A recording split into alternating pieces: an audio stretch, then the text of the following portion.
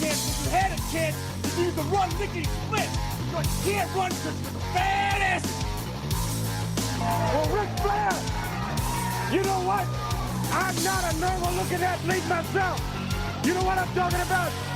I've been in the gyms alive. It's a privilege and an honor to walk out with Ole Anderson, Lex Luger, and the Army tomorrow night. I am not a happy camper. What is Bully Ray's motivation? You know, I know he loves sugar. But I check my pocket. I don't have no donuts. I don't have no cheeseburger. I know you love sugar, but I ain't got none. To be the man, you gotta beat the man. And I'm saying, woo, right here in Nashville, Tennessee, pal. I'm the man. Look at a match for the total package like Schumer and Super Brawl. Super Saturday? What is it? I don't know what it's called. What is it called? Super Bowl Saturday. Super Brawl Saturday? You don't lose faith in winners. And Ric Flair, day in and day out, every day of his life, just keep winning and winning and winning. Ric Flair! New York City, Ric Flair! You're gonna find out what hard is all about! I do exactly what I want to do. You say I'm insane. I say thank you very much. Make a good lucha thing. I hate that! Hit the deck! Yes! We love you, Scott Steiner! Today, woo, I've got the star and profile like never before. You guys talk about being students of the game. I am the game, JR.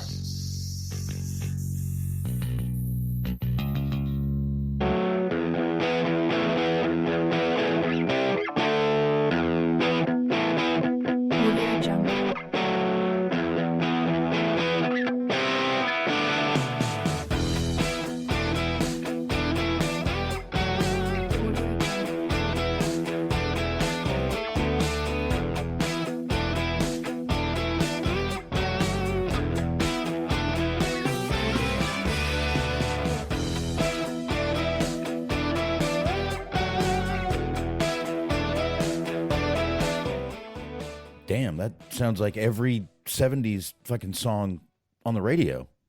It's like every 70s rock and roll song right there, man. Indeed. That really is. Wow, haven't heard that one.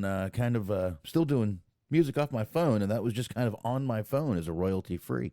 So there you go, everybody. What is going on? It is Wednesday night. I am Boxman. This is the Dirt Sheet Dudes. And across from me, that's right, he's smart. He's the smarkiest mark of them all. It is Mark Wahlberg. What is going on, my man? Oh, what is up, good sir? How are you? I'm all right. I'm alive. There you go. That's always important. I think you might just want to leave it at that. I'm alive. I'm here. I'm living. So The dream. yeah, I guess so, man. I guess so. It's I don't know. Like I told you before the show, I'm a little under the fucking weather again. But I mean, Jesus Christ, the weather here is so fucking. I mean, I hate to say it, but the weather here is fucking bipolar. Mm-hmm. I love how every state or city in the country has the slogan of, "Oh, if you don't like the weather, wait 5 minutes." Ha ha ha. Yeah, that's here. And you see, that's really. I'll tell you the truth. That's Florida, because literally you can be driving, and next thing you know, you'll hit a patch of rain, and within a mile, you're out of that rain. Yeah.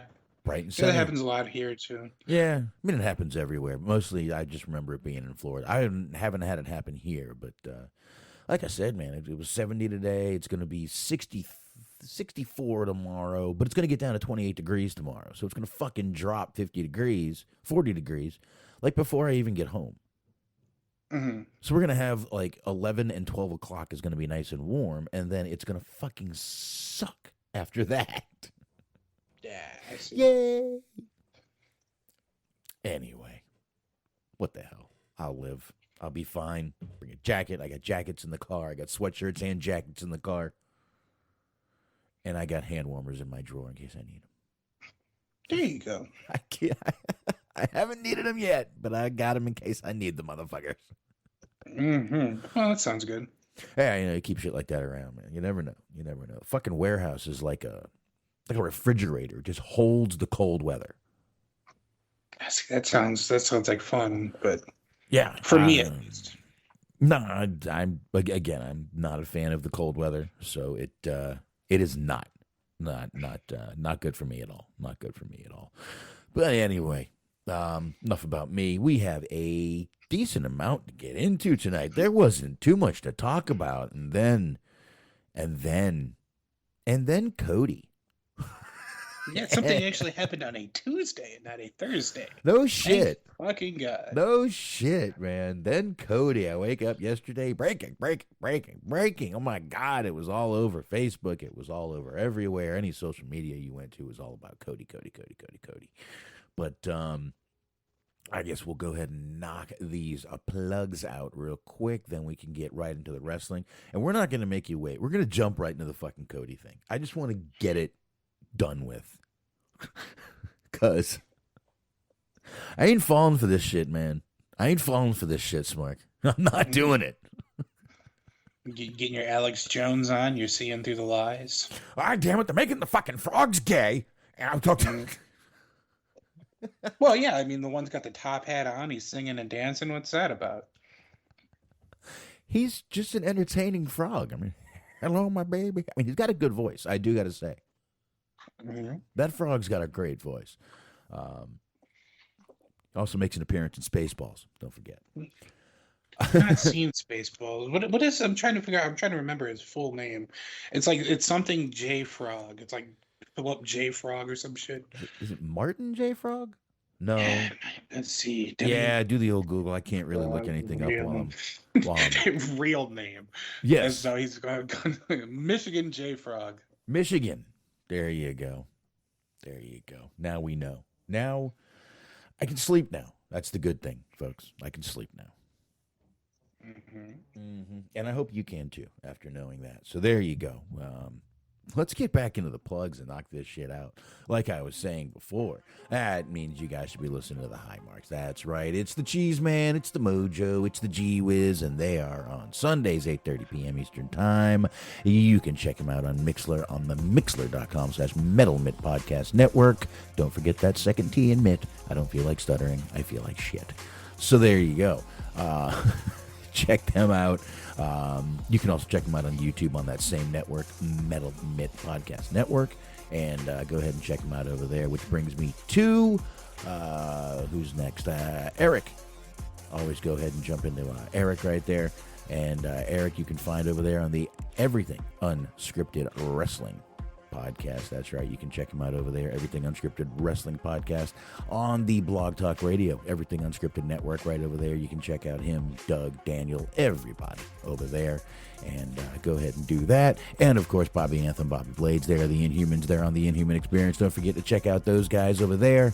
And you can subscribe to them on all the usual podcast platforms. Just look for the Inhuman Experience. You'll find it. You should already have it. If you don't, I feel sorry for you. And, of course, that brings us to Stephen Milan sharing the show. Greatly appreciated, sir. Check him out over there, reviewing movies on letterboxd.com/Stephen Milan. And I will be back this Saturday night with something for Hollywood Hangout. And I'm just doing it on Dirt Sheet Dudes now. It's just easier. It saves me $120 a year. So I'm just going to cancel the Hollywood Hangout one. I'm just going to keep doing them on this Mixler and YouTube. Actually, if you check out the YouTube for Hollywood Hangout, I actually focused on Stan Shaw this week. Had a great time doing that show. Really good actor, as I said on the show many times. He's kind of a quality over quantity actor, and had a good time doing that. So, Smart, let it rip, man. That's it. Mondays, 8:30 p.m. on the Metal Mid Podcast Network, on the Mixer Machine. It is Cheese on Sports.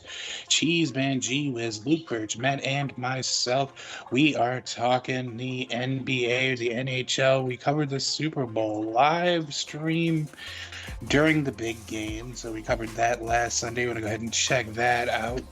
If you haven't figured out who won yet, if that's still on your DVR, I won't spoil it for you. But that being said, what else you want to do is you want to check out Mojo and Dirk's Most Dastardly Show. Check them out. Be subscribed. New episodes are coming out. So you want to be the first on your block to be listening to new episodes. And last but never least, be sure to check out our friends at Planet Raconteur. It's the Planet Raconteur podcast with Bobby Anthony, Papa Dave, Sincere, and Young Nasty. All 16 episodes of season 1 are available for you. Season 2 is rolling out as we speak. So be sure to subscribe. All right, there you go.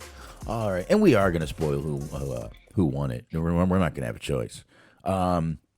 Let's face it, WWE already did it on their website because they wasted no time throwing a WWE Championship belt on the shoulder of the LA Rams.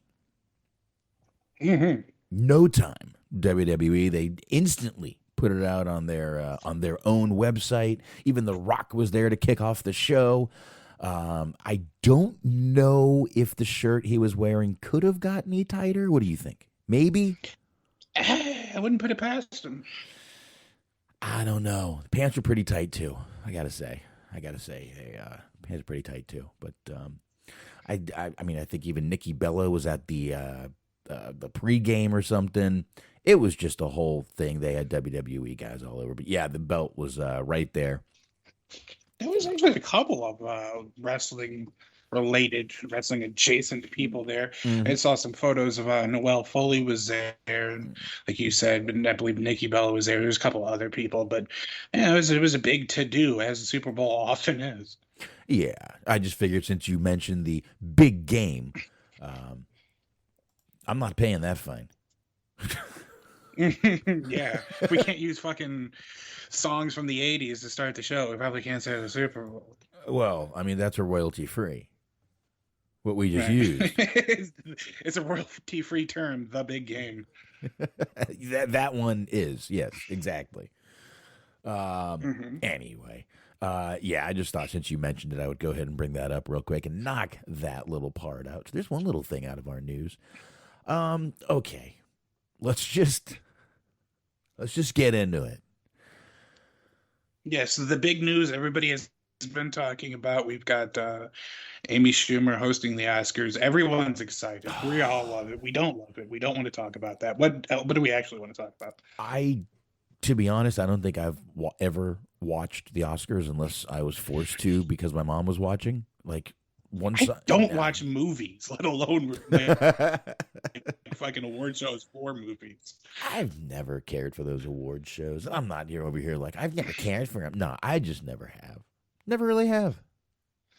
So I don't know. It doesn't matter to me. I don't care who hosts. I did think it was shitty when they kind of snubbed Kevin Hart for a fucking joke, but that's where we are now. That's where we are. Anyway. Tuesday. You wake up in the morning, you're taking your little shit, you're taking a shower, you're brushing your teeth, you turn on Facebook or any social media for that fact, and it was all over the place. Cody Rhodes and Brandy leaving AEW.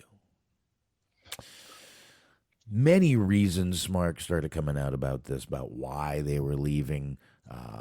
Such as bad booking, such as they couldn't come to an agreement on money. I don't know. I'm not sure which one do you believe there? If you believe any of this, I mean, just I don't know. What? Well, listen. There are things that cannot currently be proven, but we would all like to believe that they are real. Things like the existence of a god, karma, female orgasms. We all want these things to be true, even though they might not be, which is why I am choosing to, until proven otherwise, I wish to believe this is true, and I will believe this is true because I want this to be true. It's really that simple. Okay. I don't know why you just sounded like you were talking in a garbage can there. But anyway, it already went away. So, okay. So you do believe now, okay, so which excuse do you think it is? Could he not come to a money agreement? Was it a booking decision? Or like a booking, thing? That's another reason. The booking was part of it. He just didn't like the way he was being booked, even though he won every fucking match he was in. He was booked like a god of wrestling. Which one of those do you believe? Well, I mean, there's an interesting theory. Let's just, perhaps for the last time, address this. Tony Khan must have been tired of Cody sucking his own dick weekly. This is, of course, from Christopher King, but just for one last time, one last hurrah, potentially. I don't know. I mean, there's any number of things. It's hard to say. I think more than anything, maybe the most likely scenario is just that he potentially be getting a lot more money elsewhere. Like potentially, if he does end up going to WWE, they're $1 billion company. They might be willing to offer him 3 million, 5 million, somewhere around that. I mean, just the idea of he could potentially be set for life off of one contract. Who knows? And according to the old dirt sheets, what Cody had over there in AEW was a $3 million annual contract, creative freedom, EVP, and CBO. This is Cody and Brandy. We know Brandy was the chief Brandy officer, and yes, I threw a pun in there. They got their reality show, the Go Big Show, and Brandy's cooking channel. I think we talked about that, but I never can remember that she has a cooking channel. Which, I mean, that's on YouTube, so you can kind of have that anywhere. I mean, yeah, she could do that from anywhere, just not get whatever is the machine behind her, if you will. So that's a pretty good deal. Number one. I don't know, man. I don't want to believe. I'm not believing much of this. I just don't. I don't know why. Cody, as Christopher Kane would say, Cody sucks his own dick so much. This gave him instant attention. There are articles coming out all over the place, all different kinds of things coming out about this thing. There's stuff saying, here's one here in All Elite Wrestling News. This gentleman gives his whole thing. Let's see. He put, Cody hasn't really left AEW, and it is apparently one big work, which has been in the works for over the last year, according to new reports. Now, they don't ever give a source on this, so grain of salt, grain of salt. AEW likes to plan ahead, and the seeds were planted well over a year ago when Cody Rhodes stated him and the Elite were no longer on speaking terms. This is supposedly part of a long-term storytelling on AEW's behalf, something they are quite good at, he adds. In a recent interview, Cody stated that he was going to be involved in a storyline that had not been done in a long time, which is likely what is happening now. The plans for this smark supposedly went into place when it was stated on social media that Cody was working AEW without a contract. But not all are convinced it is being heavily rumored that this is all one big work, and the plans are for a new storyline for heel Cody to return in a matter of weeks or months at the latest. Does bring up the fact. I'm sorry to cut you off there. This does bring up the fact that he has the Road to the Top, the Go Big Show, the series on TBS, and all that stuff. And it does bring all that up. Meltzer, actually, it says Meltzer is what he says. The likes of Meltzer is reporting this. It doesn't say Meltzer himself. The likes of Meltzer. So I don't know. I even yesterday I was saying this just seems like something some egomaniac would do. This is like like how Elvis faked his death. Mm-hmm. I mean, obviously he was still alive for many years after that. I mean, this is true. I mean, somebody had to keep Tupac company on that island. Exactly, with Jim Morrison. Mm-hmm. Buddy Holly, all those guys, and Richie Valens. They're all there. The Big Bopper, they're all there too. All of them there. So again, I don't know, man. Something about this just tells me something just doesn't seem right about this. I mean, the guy basically started AEW on a bet, on a dare, on a Meltzer dare, and then he just gets up and leaves. I don't know. Got a lot of people saying, no, this isn't a work. This is not how it, this isn't how it goes. No. Even Amanda Huber is saying it's not a work. Brody Lee's widow was saying it wasn't. But there's a lot. I don't know, man. Wade Keller of The Torch said that kind of a cut and dry what Tony Khan said about Cody Rhodes is that Cody is a headache and every segment is a car wreck. Also, it sounds mean, but nobody has anything to say about Brandy and her disposition or popularity behind the scenes. Red Velvet jumped into that one. She said, me. I guess that means me. I like her. And I think it's very disrespectful and rude how you guys can make comments and have people believe things that are not true. Back off and just be happy for people in their new endeavors. Good day. And she put on her monocle and walked away. Good day, sir. Willy Wonka. Now, as she has served as her stunt double in the past, does that mean that Red Velvet has to go too? Maybe. I don't know. We'll see. That might be why she's all pissed off here. She's like, God damn it. I was just It would be pretty great if they just kept her on how they did with the fake Diesel and the fake Razor Ramon. You just bring Red Velvet out as fake Brandy. I mean, people will figure it out when she's able to cut an interesting promo, but... Right. Now, obviously the rumor is they're going to WWE, but I got to tell you something. I just don't see it. Cody's going to go back and... Who's he going to fucking go back and face? What's he going to go back and lose to Roman? Going to go back and lose to Brock? What the fuck? Is he going to go back and fucking be Stardust again? Is that what we're going to see? I don't know, man. Something about this just doesn't...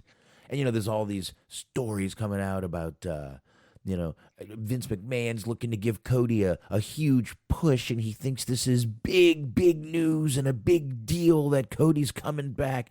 I don't see any of this at all. I really don't. I don't think this is... I don't know, man. I just don't believe any of this fucking hype.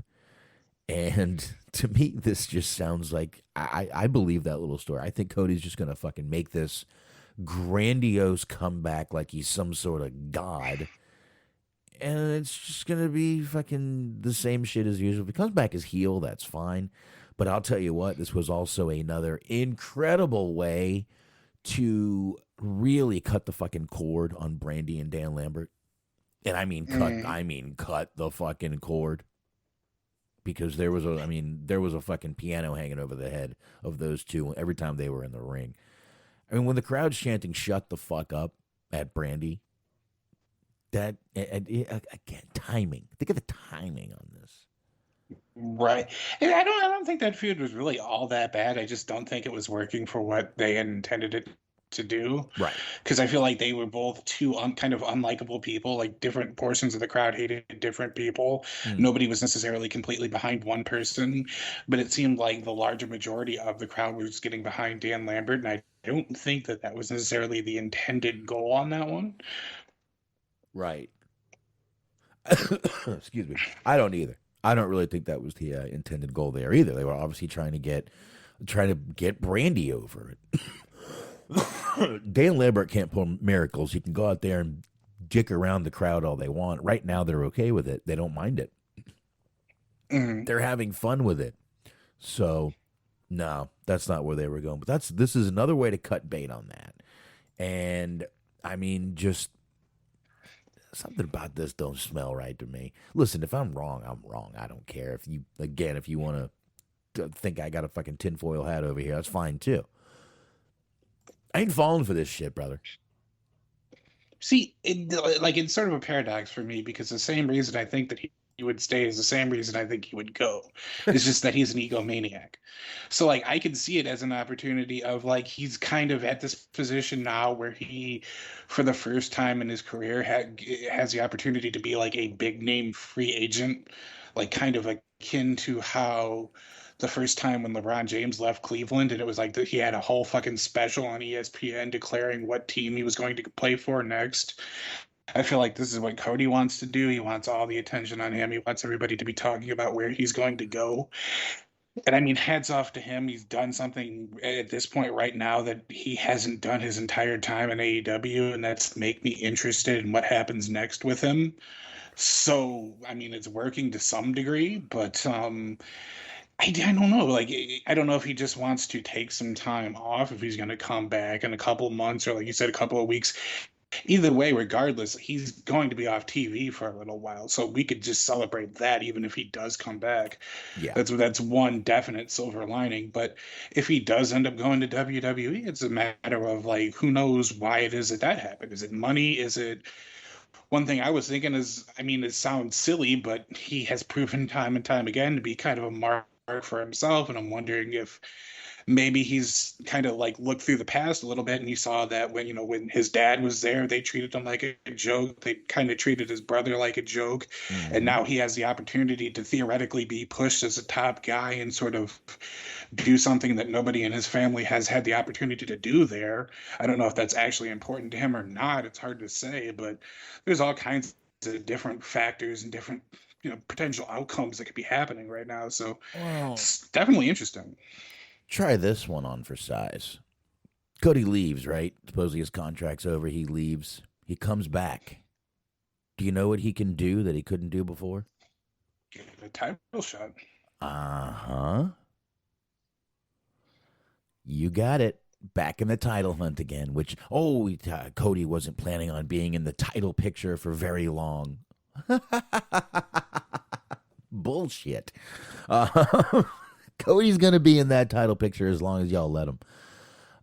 But according to Wade Keller, once again, the Torch, he has had 4+ hours of conversations with his sauces in AEW and WWE, which leads him to believe that Cody might be expected to even be on the WrestleMania 38 card.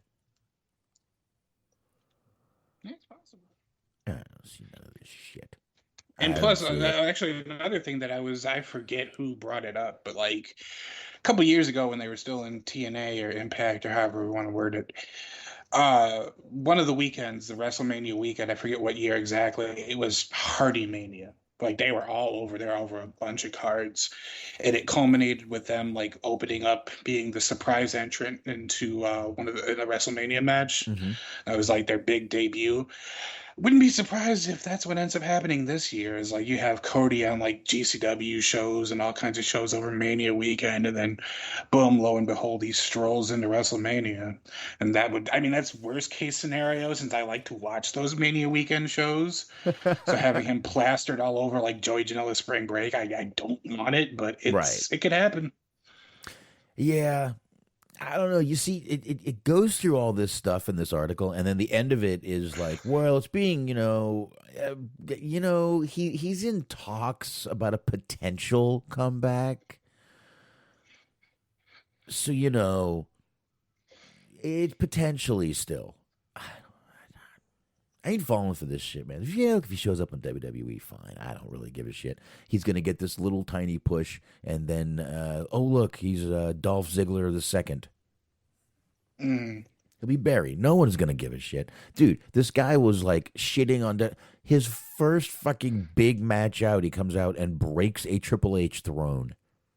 Right. Well, that was the thing, was I was listening to the Observer Radio. They're talking about it, and they're like, well, you really think that if Vince pays him $3 million, $5 million, however much, money, like this top dollar contract, do you really think that he's going to give him a bunch of money just so he could embarrass and humiliate him on live television? Like, absolutely. Yes. Yes.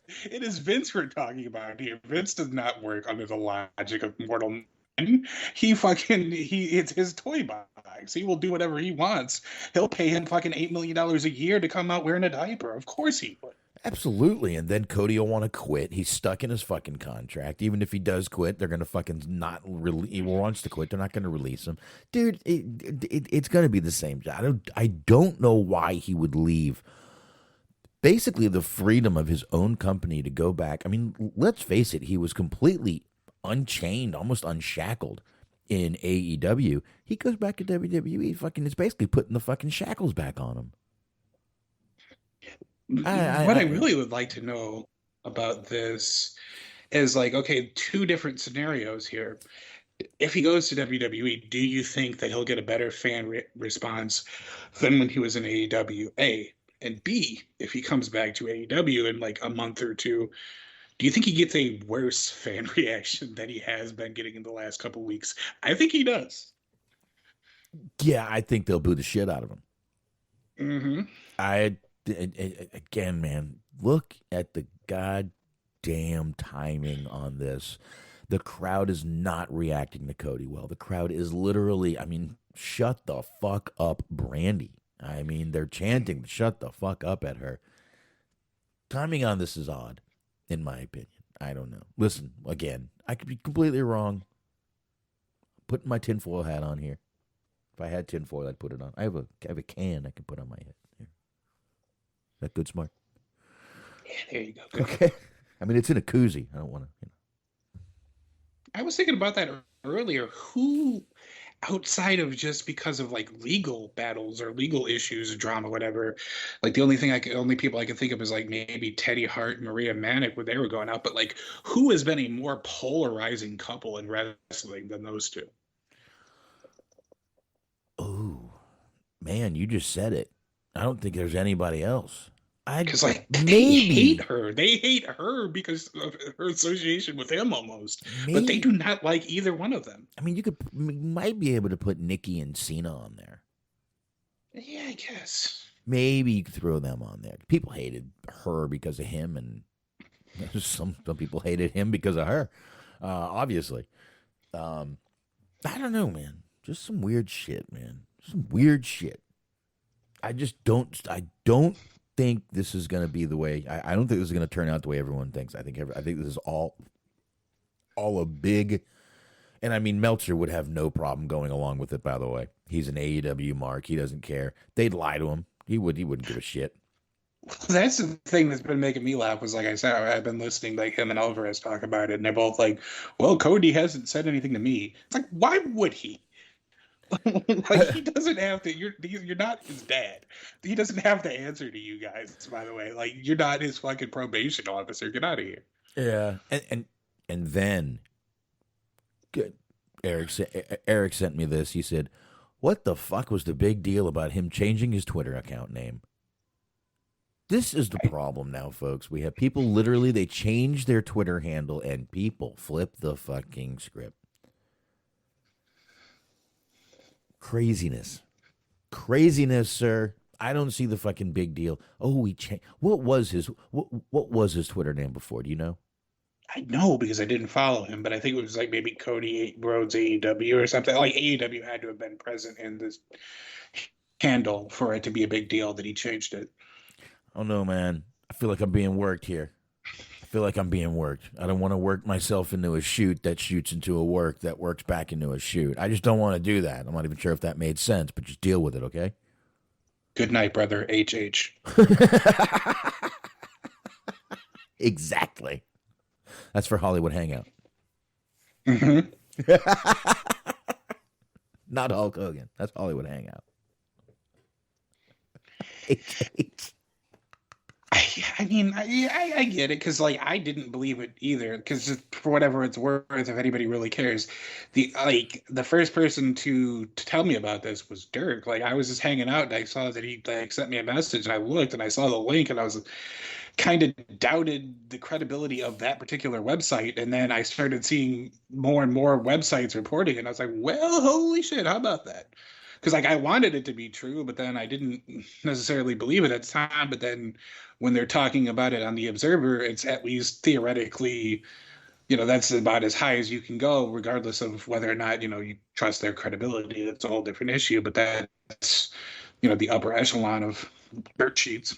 Yeah, well, Dirk hit me up too, and I'm like, dude, I'm not fucking buying this, man. I'm not buying this shit. I swear I'm not. You know what? He gave me a couple of good things by John Draper. He gave me one here. Let me see. John Draper from Wrestling Soup. Oh, you know what? We always do the bad takes. Let's do this. This is actually the name of this group is Cringe Wrestling Takes.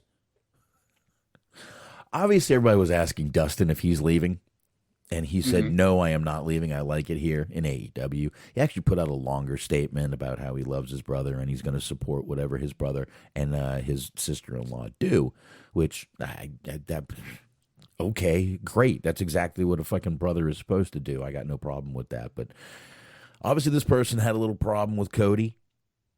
You ready for this, Mark? Sure. Let me hit the old knuckle there. All right. Cody Rhodes is nothing but a traitor. Traitor in all caps. I mean, he spelled traitor right. I got to give him a little credit. How dare he decide to leave the company that he helped build, all caps, to combat the Fed. Oh, when you call it the Fed, I immediately just imagine you're sitting there just drinking a Mountain Dew with Cheetos all over your fingers.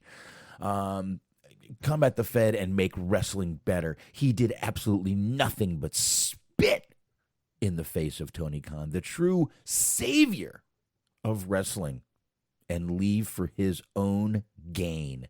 I'm no longer a fan. So John Draper chimes in. John, he actually isn't on Wrestling Soup anymore. I actually believe he actually does a show with Shaheen now. Huh. And he said, and now all of the unwell, severely medicated, and incredibly fragile cult members are going to start saying outrageous shit. This is going to be so much fucking fun, even more so if it's a work. See, listen, this is wrestling. You've got to at least question it, right? Yeah. But I mean, it is what it is. Even if they're not doing it on purpose, it's just more viable to get more views, clicks, retweets, hearts, whatever fucking social media currency you value your life on, to be giving these strong takes instead of just being like, well, it might be work, might not be a work.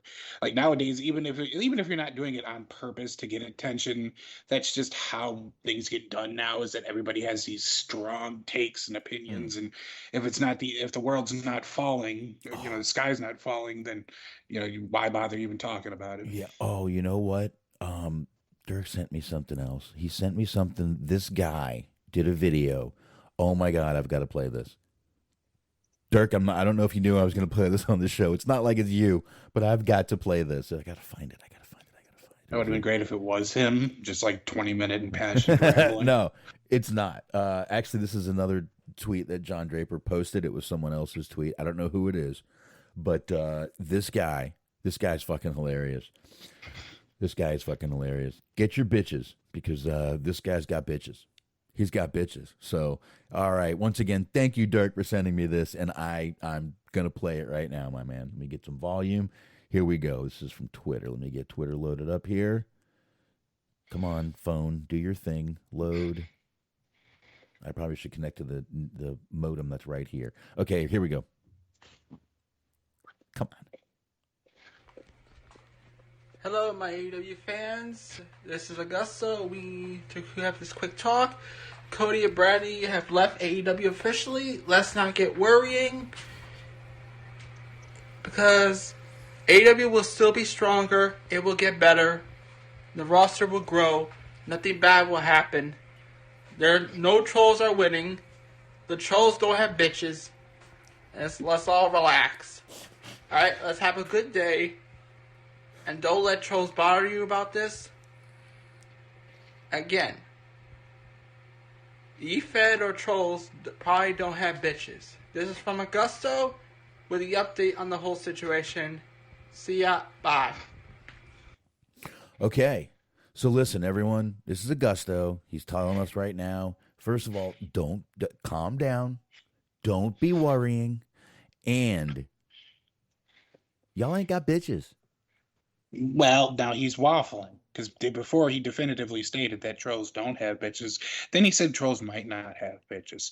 This is like some classical political, like I said, waffling, flip-flopping. He's going back and forth. Do trolls have bitches? Do trolls not have bitches? That's what we need to get to the bottom of here. Basically, I think I'm going with trolls ain't got bitches. Trolls ain't got bitches. Okay, well, I'm going with the first statement that that Augusto made here, and trolls ain't got bitches. That's all I'm saying. That really was great. Thank you for sending me that, Dirk. That was fucking awesome.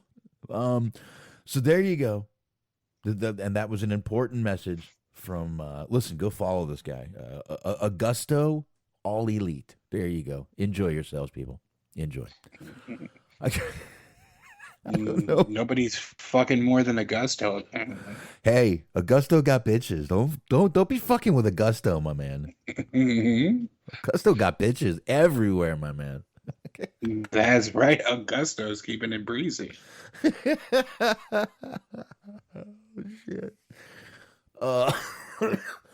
That is absolutely a guy who pays for OnlyFans content. Dude, I was at work and I watched that. I fucking laughed my ass off. Oh, man, was I laughing my ass off. And I was on the forklift watching that. I was unloading a truck, and I was in the truck watching that video, actually. It was pretty funny. I will say this. I did not see the video. I heard the video, but I could already pretty much guarantee I know what Augusto looks like. You're probably right. I'm just going to leave it at that. Mm-hmm. I'm just going to leave it right there at that. And we're just going to let that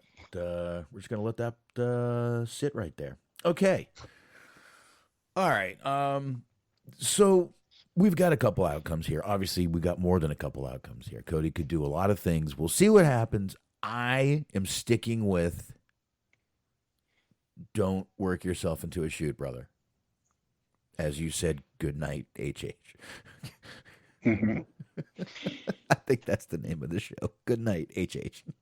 I feel like it might. I mean, but there's so many different things. Because so far, there's no guarantee that he's going anywhere. As much as it is that he's just not in AEW at the minute, which I can entirely believe that that's true. Because you're setting up different. It's almost like prop bets where it's like you're setting up different scenarios. It's like, all right, do you believe he's not with AEW right now? I do. Do you think that he's going to show up in WWE? Well, that's a different question. I think maybe, if for whatever reason, Meltzer and Alvarez seem convinced. I mean, take that for whatever it's worth, but maybe he does, maybe he doesn't. It's hard to say at the moment, and I don't know if he even knows or if he's decided yet. It's hard to say. Maybe Cody's friends with Michael Hayes.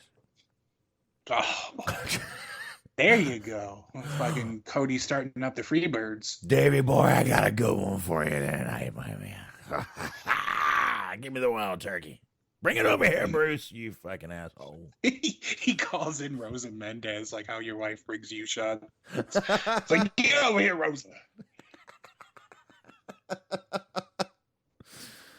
Oh, God. That's funny. Okay. All right. Whew, anyway, you're right. I mean, I know, but I just think I think Cody's ego can get a hold of him, as we've seen. I think Cody, as Mr. Kane in the chat would say, Cody sucks his own dick, and I think this would be the ultimate. This is swallowing for Cody. If he comes back and works the crowd, I'm telling you now. Look, like I said, I could be wrong. It's not going to be the first time. It won't be the fucking last time.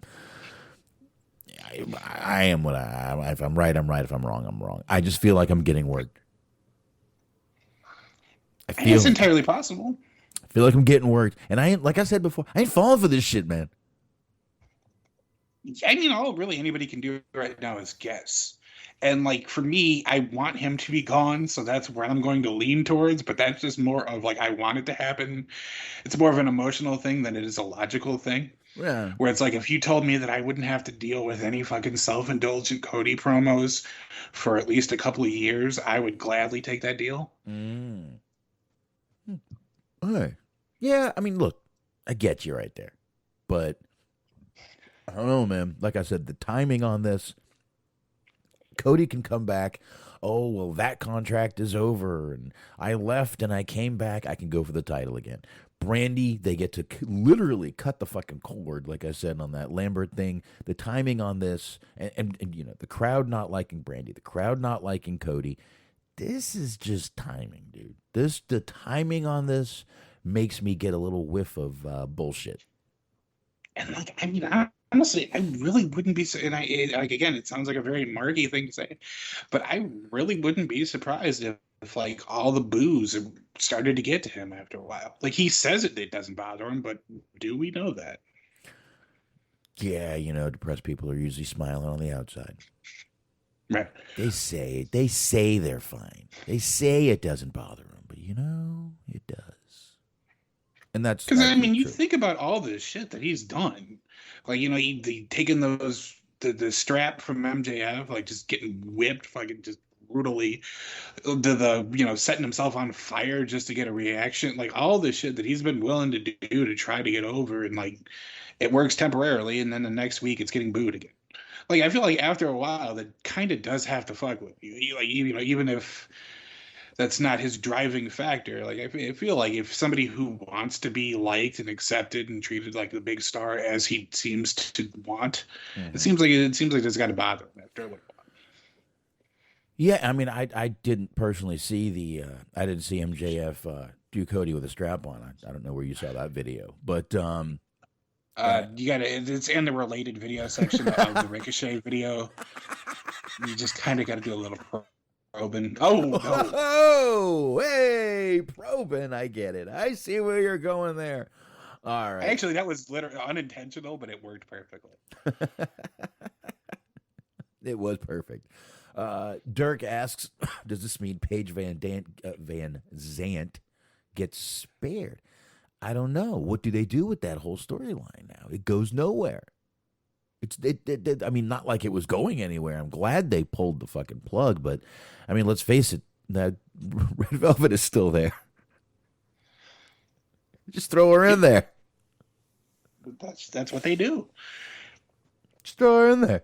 No, I mean, really, there's a bunch of people you could actually get in there to do stuff with her. Many of the women could, but who knows? And yeah, you're right. And let's be honest, this doesn't spare Paige Van Zant. This is sparing us right now from not having to see that match. Which, I mean, right.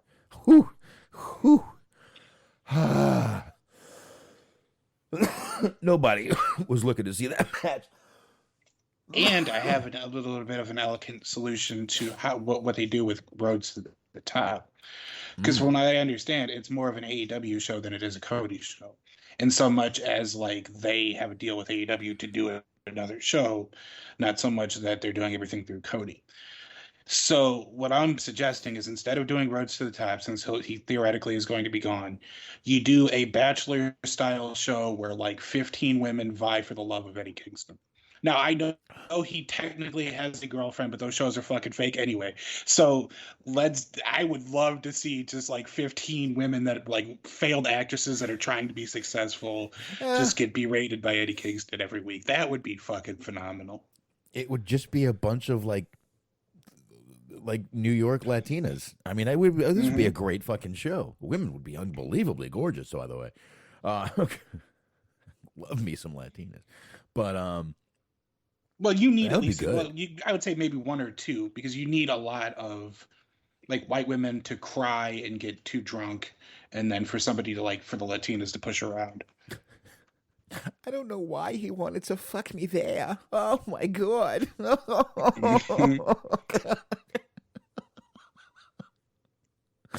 I don't know. For some reason, it just turned me on. Okay. I've never had a finger there. Most women would have ran the second their boyfriend gave them a gun. But me, turned me on. I got to admit. Anywho. All right. Many scenarios. We're going to have to see what happens. This is going to take a little time, I guess, weeks, maybe a couple of months. If he shows up in WWE, once again, I was wrong. Life sucks. Oh, well, we'll move on. Ain't going to fucking bother me. But I guess we'll see what happens. We've spent close to about 45 minutes on that. I think that was about probably what I figured we would spend. So that's why I just wanted to get into it. There was no reason to make anyone wait. Get right into the fucking heart of the show tonight. Mm-hmm. So I guess we could jump into a few different things from here. I mean, we go to from, cool fans like Augusto that we just played to pretty shitty fans. Once again, we got people yelling shit at wrestlers, women especially. They should not be yelling. This was at a match over the weekend between Thunder Rosa and Athena, formerly Ember Moon. Yeah, Warrior Wrestling. Yes, it was Warrior Wrestling, exactly. I've got the audio that not of what the guys said, but I have Thunder Rosa in the ring after the match, basically shitting on this motherfucker, and she should have. I believe the guy said something like to the effect of "Take her weave off." A guy yelled right to Athena, again formerly Ember Moon, and the crowd booed the guy. They even started chanting "fuck that guy." So let me get this pulled up real quick. So, I mean, this was in Chicago, so it's like this isn't your typical like backwoods wrestling crowd. Like it's a legitimate wrestling scene. Right. So, all right, let's go ahead and hit this. Here we go. Come on, baby. Do your thing. Load. And then I'm going to switch modems to load up on this one. It'll be much faster. Okay. Oh, that didn't want to load. That's pretty cool. Give me a second. Let me switch modems here. Yes, let's load up to this one right here. I had all these set up. I don't know why they're not working. Let's go back. Let's see what happens here. There we go.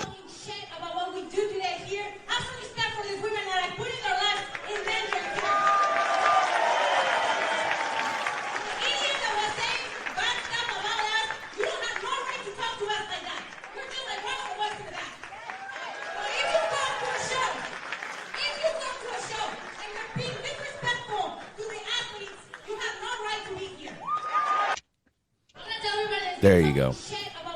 All right. Basically, I'm not sure how well y'all heard that. I know it wasn't the greatest audio. Again, I'm playing shit off my phone, so I got that cranked. So basically, she was saying, don't be a fucking piece of shit, which I'm still surprised in 2022, we have to remind wrestling fans not to be pieces of shit. And Smark, I don't know if you agree with me here, but it seems like more and more, week by week, we keep seeing that wrestling fans are pieces of shit. Yeah. I mean, handfuls of them, yeah. Yeah, and Dirk, that was Thunder Rosa on the mic. Basically, Ember Moon was just sitting there, just like, thank you for saying something about that. But she was just sitting in the ring. But I just don't get why you got to yell that. And like, what I don't understand is, does this guy, and I mean, obviously trying to apply logic to something that a guy who was either drunk or just a regular run-of-the-mill asshole said, he realizes that like weaves and extensions are not a person of color exclusive thing. Yeah. Like many white women, including female wrestlers, have extensions and weaves. Like I've seen on her stream, Jessica Havoc has done her hair like that. So it's like, it's white women do that shit too. This is not a black woman thing or a Latino woman thing. Like it is all women of all colors do that shit. Yes, all races, all color, absolutely. Dude, do you ever watch those videos of like the Asian women like taking their makeup and their hair and everything off, and they're crazy.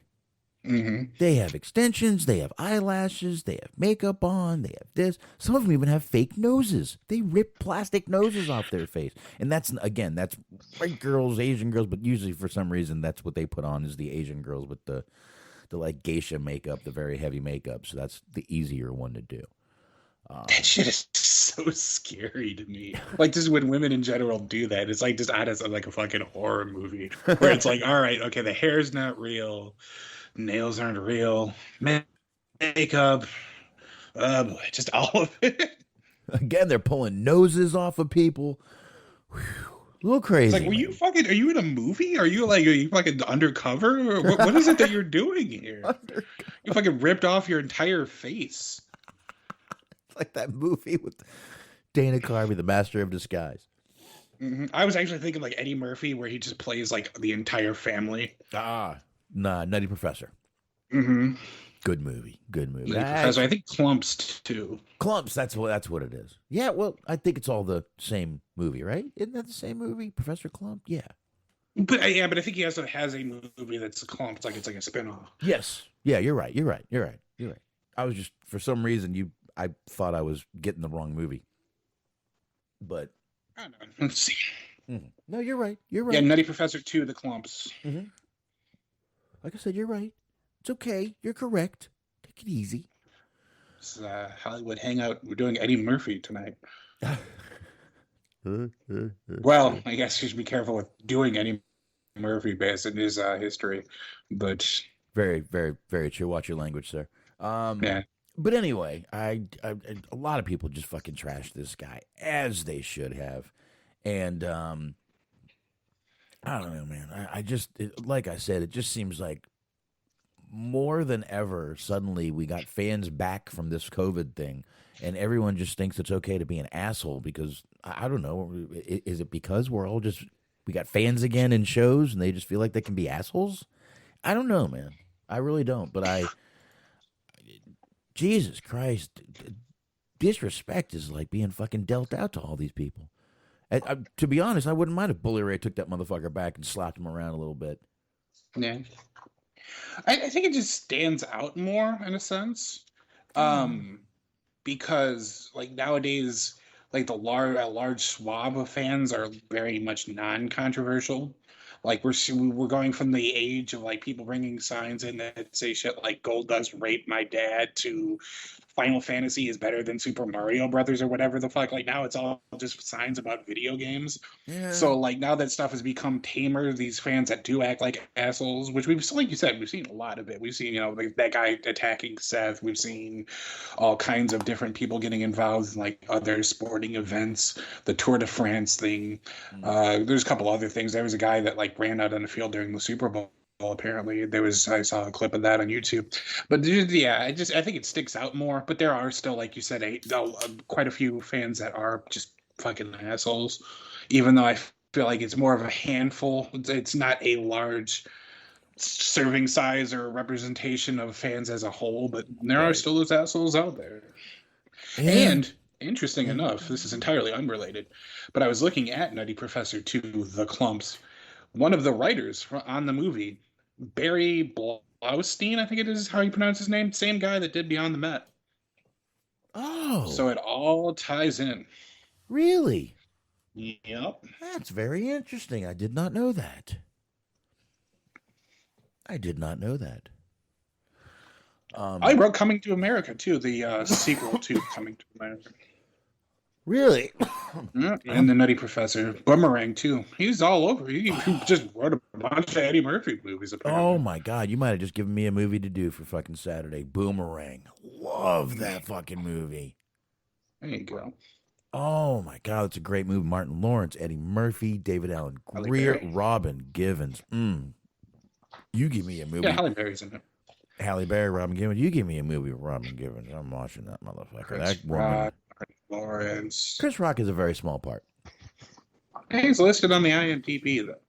Ooh, John Witherspoon, yeah. Yep. Yeah, he's in it, too. He's great in it. He plays... Eartha Kitt. Oof. Eartha Kitt, yes. Still, she's a gilf in that movie. Most definitely. Eddie gets some. Uh, but Robin Givens in that movie is just, my God, blow your mind in that movie. Gorgeous. You get why Tyson saw her on a commercial and said, "I gotta have that fucking girl." Okay. But yes, Eartha Kitt, Dirk, the original Catwoman, man, she can still purr in that movie. When was Boomerang? When was that? I'm gonna go 93? I think it was 92. 92. Okay. Oh wow, look at me. Close enough. I'm 1 year. I'm good. That is an absolutely great movie, though. You know what? That might be Saturday's show right there, Boomerang, because there's some really fun clips in that movie. You even get a little appearance by Grace Slick. She plays a great part in that movie. Is it Grace Slick or Grace Jones? Grace Slick, I believe. Grace Jones. Grace Jones. It was Grace Jones. Thank you, Dirk. Literally, as I'm going back and forth, Dirk puts in Grace Jones. It was Grace Jones. Grace Slick is part of that group, Fleetwood Mac or something. Yes, Grace Jones, man. She plays a horny little devil in that movie. Nice. I don't know how Eddie Murphy turned that down. I'll let you hear the stories.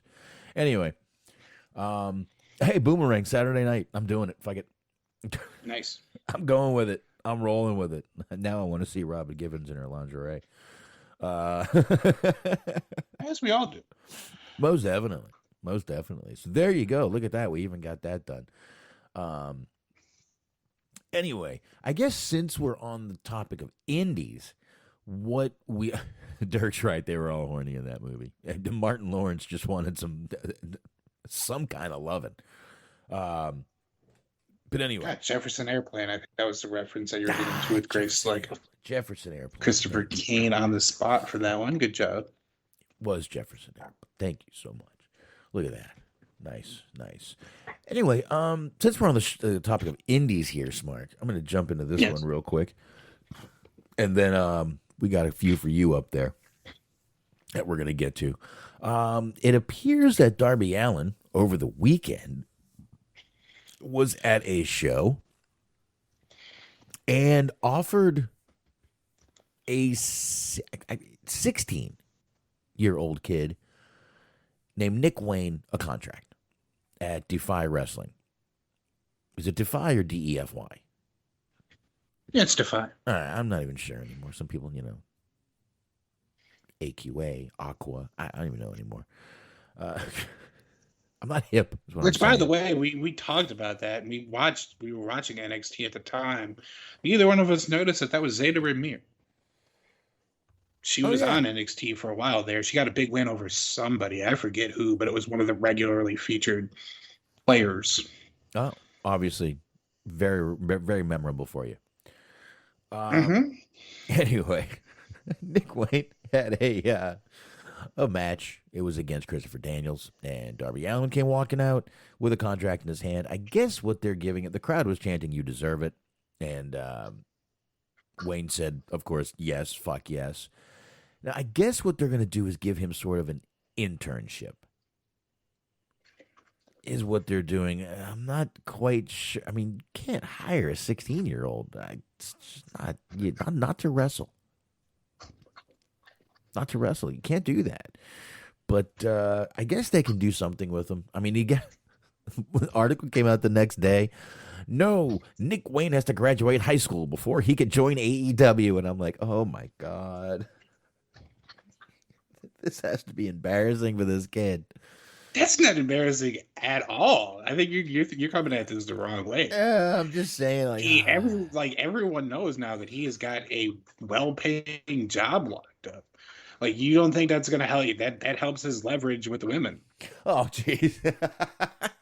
But he's like, they know he's got money now. It's making it easier for this man. Oh, shit. And he's a wrestler, and he's going to be on TV. Oh, man. You're right, dude. This guy is going to be getting all kinds of fucking trim.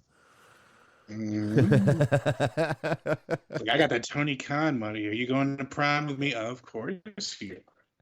I got the Khan billionaires on my side, bitch. All right. And, of course, I mean, he's not a troll, so he's got bitches. That's right. obviously. I mean, we found that out tonight. Who's got bitches and who doesn't. So, anyway, like I said, There's a fucking Microsoft Excel spreadsheet open. Who does and does not have bitches? I don't have it open, but With James, bitches. Trolls, no bitches. There you go. Anyway, good luck to this kid. Honestly, good luck to this kid. Well, yeah, because we had talked about him a couple of weeks ago. He was supposed to be on the GCW show for the Hammerstein Ballroom World on GCW, and then somebody went and snitched to the New York State Athletic Commission. He got pulled, so I mean, it was kind of a bad moment for him there. He's bummed out about that, but good things are coming his way. We had talked about it at the time. He seemed like a can't miss prospect. He's kind of one of those where it's just like you see the puppy with the big paws, and it's just a matter of time before they grow into him. And it's very interesting because he's the son of Buddy Wayne in Portland Wrestling. Yes. I'm not terribly familiar with his work, but he is a second generation wrestler, and it's kind of interesting to see like him develop in real time because he does work GCW shows. So I have seen him wrestle a couple of times. So it's just cool to see somebody at that age. Like I don't think we've ever really seen people, especially not a second generation wrestler, like develop early on as a kid. Usually like WWE snatches them up. So like really the only thing I can think of is just like the Briscoes. Of where they were working like CZW shows before they turned 18 and went to Ring of Honor. But they weren't second generation wrestlers, so they didn't have the sort of expectation that he has behind him. So it's been a whole kind of different experience for him. And he's done a good job of living up to expectations so far. So it's gonna be interesting to see what he can do when he does turn 18 and he does end up, going AEW proper. And I mean, they're doing a really good job of acquiring young talent, so good for them. Oh yeah, most definitely. I mean, the Hardys were kind of the same way, Jeff and Matt. That's true. I mean, I think Jeff Hardy had his first match on TV at 16 or 17. Actually, I think you're right, but yeah, I think he lied. Yeah. He said he was 18 and he wasn't. But yeah, they were working as enhancement talent for a while there. I do remember that. I think he was on an episode of Jacked. Yeah. I think it was Jacked back then. I used to get home from the bar and watch that show. Jacked and Metal. Yeah, I think I used to get home and watch them both. I don't remember. Imagine that. I just said I used to get home from the bar and watch that shit. But, nice. I mean, listen, like I said, good luck to the guy. That's really good for him. I guess we'll see. Obviously, I don't think we're going to see him out there for a while. But we'll see what they do with him. Like I said, it sounds like they're going to give him some sort of internship right now where can't pay him yet. I believe there's got to be I think it's 17. Maybe they can do something with him because it's not full time. You know what? I don't know how the labor laws work in wrestling. I got to tell you, I don't know. It is very weird because I mean, I know that you could theoretically, you could work when you're like 15 or 16, like in actual, restaurant jobs and shit like that. Like I've worked with people of that age, but like wrestling is a whole different beast. Okay, it looks like the labor laws go state by state. Yeah, so that makes things even more complicated. Yes, it does because it does go state by state, so it matters where they are. Florida would probably let them work. Yeah, and I mean that's where they film the brunt of the dark elevation, those kind of shows. But they're traveling, so it might not. And they're doing dark and elevation actually on the road. They're doing them before the show starts, before the actual AEW Dynamites and Rampage start. So kind of odd, but it definitely goes state by state. So it would be tough. I mean, one state he could go in, two states he could go in. Pretty much, I'm agreeing with Sacha Baron Corbin here. I think they're going to have to wait till he's 18. So basically, they can just, I mean, if he's involved in a storyline and they're like, oh, fuck, we're going back to New York.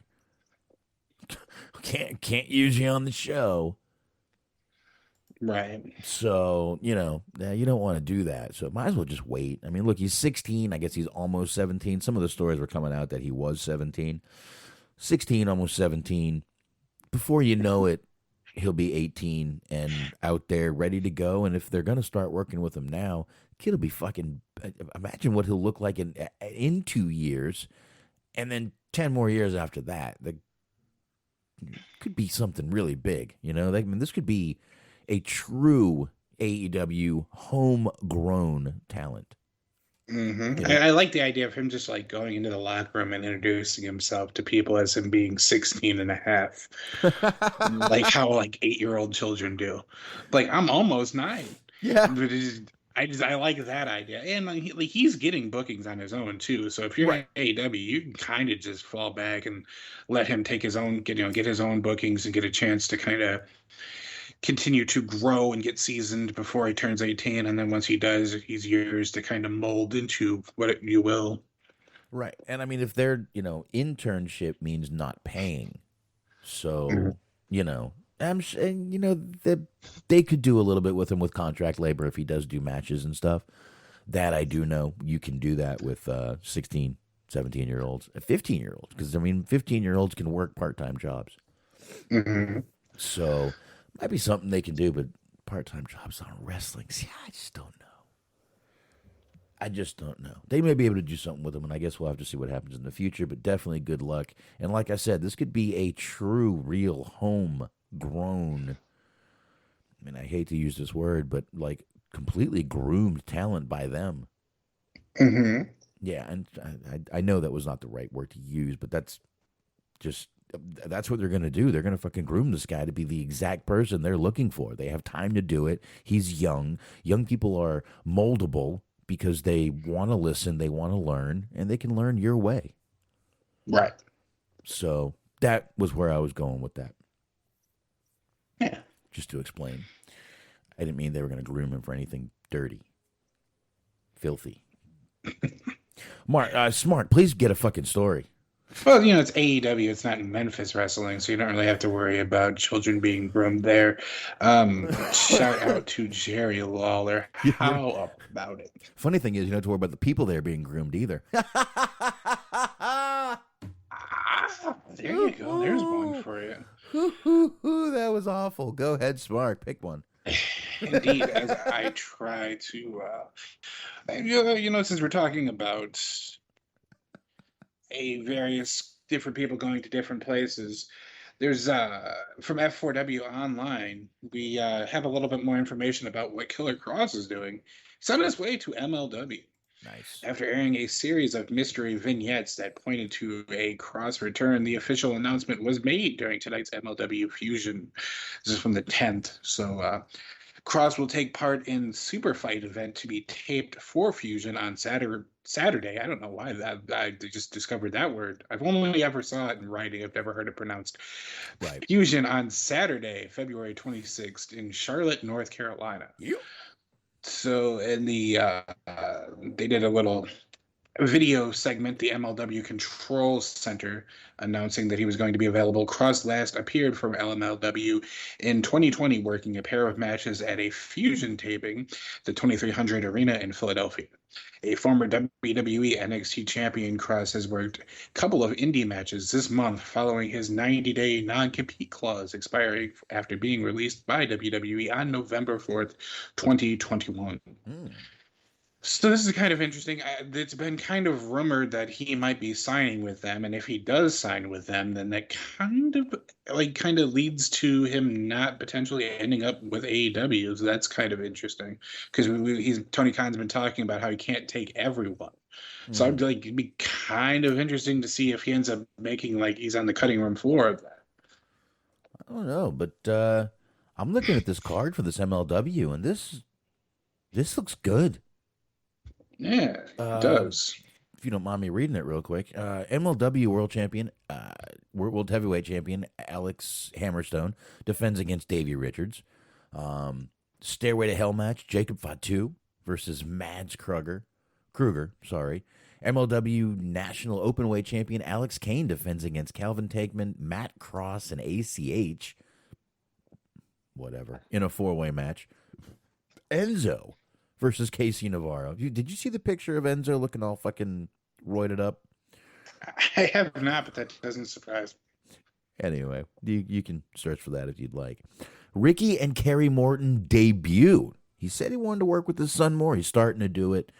This is awesome. This is awesome. Obviously, this is the first time they're going to be doing a show working together. Ricky the Dragon Steamboat appears. You want to talk about my favorite fucking wrestler of all time? That man right there. And Killer Kross returns. Yeah. So, man, it's fucking, I need to watch this fucking show on Saturday. See how I did that? February 26th. I'm sorry. I'm fucking with you. Calm down. Man, that's a good card. I got to admit, I don't know who Mads is. Let me get a picture of this guy. Let's do this. I feel like I've seen him before, but I'm not terribly familiar with him either. Oh, big guy comes out in a mask, scary looking dude. Definitely. Oh yeah, I've seen him before. Okay. Yeah, he's a scary looking guy. The mask kind of reminds me of one of the guys from the fucking Pro Wrestling Secrets Exposed. Oh yes, I remember that. Where it's like that patriotic guy, I think it was, where he wears like a army green type mask. Yeah, and I've never heard of it. Yeah, I do remember that. He was like a green. It was almost like from the movie The Mask. Mm-hmm. Casey Navarro, I've never seen. Okay, now I know what he looks like, and everyone else I've seen. Jacob Fatu, I know who he is. Alex Hammerstone, another just a dude with a faux hawk. There you go. Nice. Not a bad. Calvin Tankman, I don't know who he is. Let me see who. Do I? He used to be in GCW for a minute there. He's a big man. Oh, geez, he is a big man. Him and Jacob are gonna be that's beast versus beast, dude. Mm-hmm. This is gonna be meat on meat, Smark. Yeah, for those who haven't seen him, I'd say probably about 6 foot or so, probably about north of 400 pounds. So he's a big guy. According to the MLW website, he is 355. 355. All right, then he's probably a little shorter than 6 foot, but he's a big man. 6'2", 27 years, only 27 years old. Wow. Yeah. This guy looks like a killer. That's going to be a good show, man. It looks like it's going to be a damn good show, I got to tell you. So, good shit there, man. Yeah, they're doing a good job of kind of bolstering their talent. They've taken advantage of, ROH closing down, as a lot of other independent companies have. I've started to get into watching. They have the Azteca Underground shows that they're doing. And I've started watching that. I've watched a little bit of the first episode. I think they're like 5 or 6 episodes deep. But I've been curious to check that out because I'll watch fucking anything with Dario Cueto in it. I don't blame you for that one. I don't blame you for that one right there. So, good. Oh, no. Well, actually, we'll couch that. I saw a comment in the chat, but we'll couch that when we're talking about Dynamite. All right. Careful what you're touching. Yes. It's COVID season. I think gloves are on. Omicron's out there. Be scared. Be very, very, very scared. Guess I can get into one here about. Now, obviously, we have the Saudi show coming up this weekend. I believe Saturday. Mm-hmm. I believe Saturday. Correct. I believe so. Yeah. I believe so. And they've already taped SmackDown. I'm not here to give anyone big spoilers. Just one small one, and I'm not going to completely spoil everything, but. Basically, it looks like what happened was Ronda Rousey and Charlotte had a little contract signing face-off, and some footage emerged of the takedown that Ronda tried to do. This did not look good, so Meltzer is saying that there's going to be some heavy editing done to SmackDown coming up this Friday, so this will be expect a few more commercials to be thrown in there when this exchange goes on. I guess what happened, Ronda was set to slam Charlotte through a table, but Charlotte resisted and then just went down. It didn't look good. And I guess, of course, Jim Cornette had to chime in because Jim Cornette loves chiming in. And someone put it up there on Twitter. He played it. They tagged. Someone put they're going to have to bring in Steven Spielberg to fix this one before this airs next week. I guess it looked that bad. Naomi was out there and Sonya Deville was out there too. And someone tweeted Jim Cornette. Jim Cornette chimed in. Sorry, it's all Rousey here. Grabbing, jerking, not following through, nor waiting for the opponent to go with it. All of that was RR's fault. Charlotte was trying, but it was doomed from the start. Now, I didn't completely see the segment, so I don't know if that's true or not. So I do now want to watch SmackDown just to see how they edit it. And I will seek out the original one to see how they edit it. So I'll check that out. But expect to see a little bit of editing done that might look cut weird. They might focus the camera somewhere else. That scene when you're watching it on Friday just might look a little odd. And now you know why. Well, the clip I saw was like, I don't know if you know, like the spot where they grab their opponent's head and they like bash it on the top turnbuckle. Right. And like every once in a while, the guy will let go of his opponent's head and the opponent will take a second to register that. So you get a couple of seconds of the opponent just bashing their own head against the turnbuckle. That's essentially what happened there with the table. Was like she grabbed her head, I guess her hand slipped or whatever, and Charlotte just like bashed her own head against the table. It was pretty wonderful. Oh, okay. Okay. Yeah, I'll check it out. We can go from there. But you know what? Speaking of, since we're on SmackDown, and that's kind of Brock Lesnar's show, I guess Brock Lesnar was on the Pat McAfee show. This on Valentine's Day, actually Monday. So got a little clip of that. Brock has really come into his own, it looks like, since he's kind of on his own, but he just seems like a happy dude now. And here he is, just kind of a funny dude right here on Pat McAfee's show. Here we go. I have to tell you, though, like, you make the show. Friday nights, like, your color commentary is bar none, like, the best. Hey, So don't break the table, obviously. I just break shit. Sorry, man. Sorry, man. Rick's around here.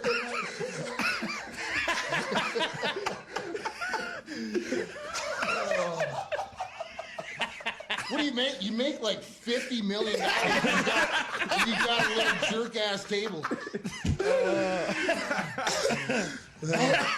What? Oh, can you face the microphone back to it, please? Look at this. Oh, man. It's gonna fall again. That was amazing. One man. Well, that's good. It would be great. Did you hurt your hands? They're obviously not. Nothing can hurt your hands. I'm just like, making sure it ain't gonna.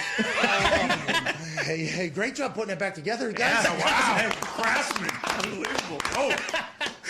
I was once told to think about you as Bam Bam, right? To think about you as an adult version of Bam Bam. I literally just got to witness both hands up and both hands down. Happy we were able to figure that out. All right. So literally, Brock is just sitting there joking around with Pat Mac, complimenting him. And he just puts his arm on this table, like rests it like a normal human being. And the table just fucking basically comes apart. Mm-hmm. And Brock just puts it back together a little bit, and just puts his arm back on it like nothing happened. Just, I don't know, man. I'm not used to fun time Brock. Fun time Brock. I'm not used to fun time Brock, and I'm loving it. It's like he just decided, fuck it, man. I'm getting old. I can pretty much do what I want. I've got plenty of money. I've got a gorgeous wife. Time for me to just say fuck it and come into my own and go out there and have a good time. And that seems like what he's doing. He's just not taking anything seriously anymore. I don't think he has to, dude. Right. Well, yeah, I mean, you're at no shortage of credibility in terms of being a tough guy when you're Brock Lesnar. Yeah. You don't have to convince anyone of anything. Oh, yeah. I mean, guy who has nothing to prove anymore. Like I said, he's got he's got money. He's married, got, kids. He's got everything going on for him. He's got no reason to be fucking pissed off anymore. It's just, go out there, play the fucking part, do what you got to do. Mm-hmm. So I just thought that was a funny clip to play. And so I did it. There you go. On that note, Smart, go ahead. Well, you were talking about Brock Lesnar being on the Pat McAfee show on Valentine's Day. Somebody who is no stranger to love, has a great track record with spouses. Stone Cold Steve Austin is from F4W Online. It looks like he might be making a comeback. Kevin Owens versus Steve Austin could be happening in just a matter of months. Dave Meltzer is reporting that a match between the two is being discussed for this year's WrestleMania, which takes place on April 2nd and 3rd in Arlington, Texas at AT&T Stadium. It'd be Austin's first match since WrestleMania acronyms, which I am not good at because I don't know Roman numerals, in 2003, where he lost to The Rock. I believe that was 19. Anyways, Austin retired from in-ring competition it was 19. Austin retired from in-ring competition in 2003 due to neck injuries originally stemming from a botched piledriver from Owen Hart at SummerSlam 1997. In recent years, he has made sporadic appearances on WWE TV and hosts a televised podcast called Steve Austin's Broken Skull Sessions that airs on Peacock. Original title was supposed to be Steve Austin's Oral Sessions. On last week's Raw, WWE officials Sonya Deville and Adam Pearce brought up the idea that Owens may not even be able to be on this year's WrestleMania card after losing his Elimination Chamber qualifying match. Owens brought up that he loved the state of Texas on this week's episode. A poll was shown indicating that 60% of fans thought Kevin Owens was lying. This is great journalism. Owens then confirmed he was lying and proceeded to make disparaging comments about the state. So he's calling out he dares mess with Texas. You don't mess with Texas. That's the rule. Yes. It's literally on like stuff that you can buy in stores. So you don't mess with Texas. It is indeed on stuff. It's on stuff. You don't mess with stuff. So, All right. Now, Steve Austin has said many times he'd have to come back for the correct reasons, the right reasons, because he's pain-free right now, doesn't really want to make a comeback, but I could see it happening because him and Kevin Owens, this isn't the first time. I believe they've actually had didn't they have a little thing a while back, a couple of years ago, 3 years ago maybe? I think so. He was using the stunner for a while. That too. So, I don't know, man. I would like to see it, but I kind of don't want to see it, but I do, but I don't. I don't know. I mean, Stone Cold's still in great shape. You still fucking, probably could get in the ring. And, I mean, listen, when he did the, he was already out for a good while, but when he did the Tough Enough contest, he was in the ring and he was, throwing himself on the mat, doing, flat back bumps and everything. So he could still do it. I just don't know if he wants to, but if he does, definitely the place to do it right here in fucking Arlington, Texas. So I'd love to fucking see it, and I'd love to see those two together. I think those two could really put on a good match. So I'm hoping. It'd be interesting to see if he still has it, or and then another thing is just a matter of it'd be more interesting to see him do it at a WrestleMania than to just have himself trotted out during one of the Saudi Arabia shows. So, oh yeah, he'd get over great in Saudi Arabia. Mm-hmm. Well, I don't know, man. You're right. I would rather see him on a big show like WrestleMania rather than go out there and do a match. I don't think he would do that anyway. I don't think he'd go all the way over there just to have a match. I just don't think he would. But I wouldn't mind seeing Kevin Owens and him get out there, and I think they could put on a really good match, have a really good show, and I think they could put on some. I mean, the fucking promos between the two would be great. Right. Yeah, I mean, it's interesting, because he's not one of those people that is perpetually coming back and leaving and coming back. It's been, like we said, 2003 was his last match, so. Right. That's almost 20 years now, so that's interesting. It was a long time, man. Or maybe it's not going to be Kevin Owens after all. Now we might be seeing the dream match everybody has been clamoring for since the beginning of time: Steve Austin versus Cody Rhodes. No. No, I don't need it. No one needs it. No, none of us need it. Just fucking kill me at that point. I don't give a fuck. Just fucking death match, but like me. Yeah, but yeah, me. Just kill me. That's fine with me. Anyway. Voluntary death match. Exactly. So, you know what, Mark? We basically have two little things here about AEW, which is perfect, and then we'll get right into AEW. And I think we're going to be done with this show a little earlier than we thought. Actually, I do have one other thing besides AEW. It's kind of AEW. Not really. You know what? Let me do this one real quick, Mark. Sure. So, Dave Meltzer put out this thing yesterday, or I'm sorry, it was Sunday. It said he put tweets that age badly for $100. 18 months later, and he wins almost every Wrestler of the Year award and is in the first guy to hold 3 major world titles at the same time. Now, this was something Jim Cornette had said as of June 7th, 2020, and here's the tweet that Jim Cornette said.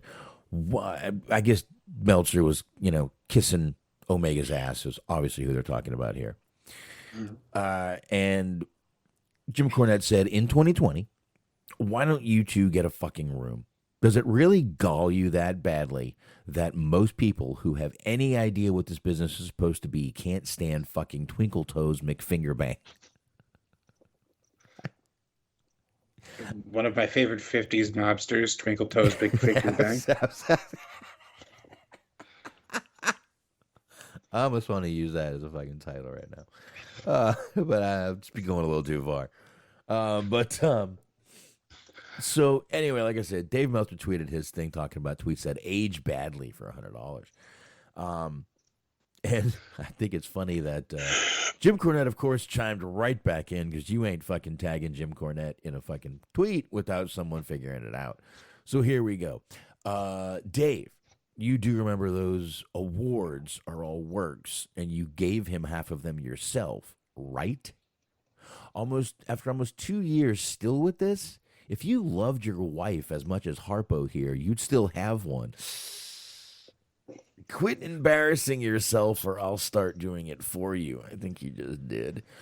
I think Dave should quit fucking with Jim Cornette.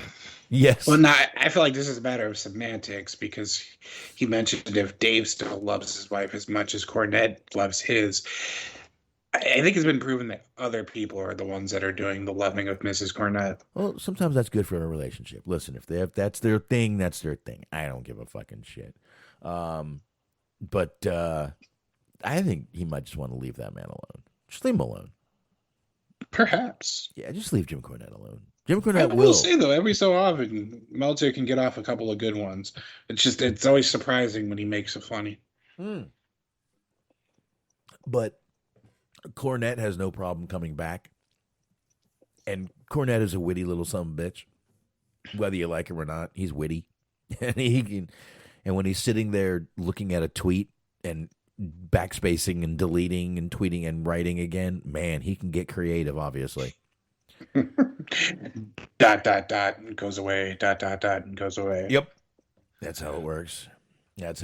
So anyway, I just thought that was funny. Wanted to bring that up. Don't need to spend any time on it. And I guess, it's Mark. I'll do this last quick story here because it's very quick. We don't need to spend any time on it. But and then you can hit your AEW. We'll get into AEW. We'll wrap this motherfucker up. So this is just a quick story. Everybody's been kind of wondering what's going on with the Owen Hart tournament coming up on the AEW. And the tournament AEW did announce that the Owen Hart men's and women's tournaments both will kick off during the May 11th edition of Dynamite on TBS. So there you go. If you were wondering when that's going to happen, you now know when it's going to happen. And that's it. Smart. Next. There you go. Smart. They did talk a little bit about that during the show this week. So yeah, I know, but still. Anywho, somebody who won't be fucking Jim Cornette's wife anytime soon. Jake Atlas from F4W Online, though initial indications were that he had avoided serious injury, Jake Atlas has undergone surgery for a torn ACL. Atlas suffered the knee injury while facing Adam Cole on Rampage at the beginning of January. It was Atlas' second ever match for AEW and his first since it was officially confirmed that he had signed with the promotion. Atlas initially tweeted that his knee was going to be, quote, just fine after the injury, but he posted an update on Wednesday announcing that the injury was a torn ACL. Atlas noted that AEW has been extremely supportive and he isn't going anywhere. He underwent surgery yesterday and plans on getting straight to working on rehab so that he can return to the ring as soon as possible. Hi, everyone. Quick update. My injury from my match with Adam Cole is unfortunately a torn ACL. I'm in good spirits, though AEW has been extremely supportive throughout, and surgery yesterday was a success. I'm disappointed that this occurred so soon after my return to wrestling and joining AEW, but I'm not going anywhere. I'm not quitting. I work diligently with prehab before surgery, and I look forward to getting straight to work on rehab now post-surgery so that I can get back in the ring as soon as possible and do what I do best. Good. Awesome, man. Good. I'm glad he's going to get better. Guy's going to get out there and kick ass again. Yeah, I mean, I think Jake Atlas is a fucking talented dude, and I'm it sucks that he went out there and just landed on his fucking knee wrong, and it just tweaked it. So, torn ACL, not good, but already got it fixed, and he's ready to get back to it. So, good luck to that man. Absolutely. I don't know what else to say on that. I think we got it. No, I mean, he has a lot of potential, so hopefully everything goes well and it doesn't become a reoccurring thing. So, good luck with that. There you go. I'm with you there, sir. I am. All right. Then I guess we get into Dynamite, and then we can wrap this up. Wow. Yeah, dude, this is nice. I like this, Mark. Flowing through it. I like this. All right. Well, like I said, really, after the Cody thing, it was kind of, there wasn't too much to get into. There was small stuff, and we got into it all. Anyway, AEW Dynamite. Get right to it tonight. Basically, we start out. Punk is sitting in the ring like he's about to cut another pipe bomb promo, Smart. Mm-hmm. He says his old straight edge catchphrase, I'm alcohol free, drug free, and all that shit.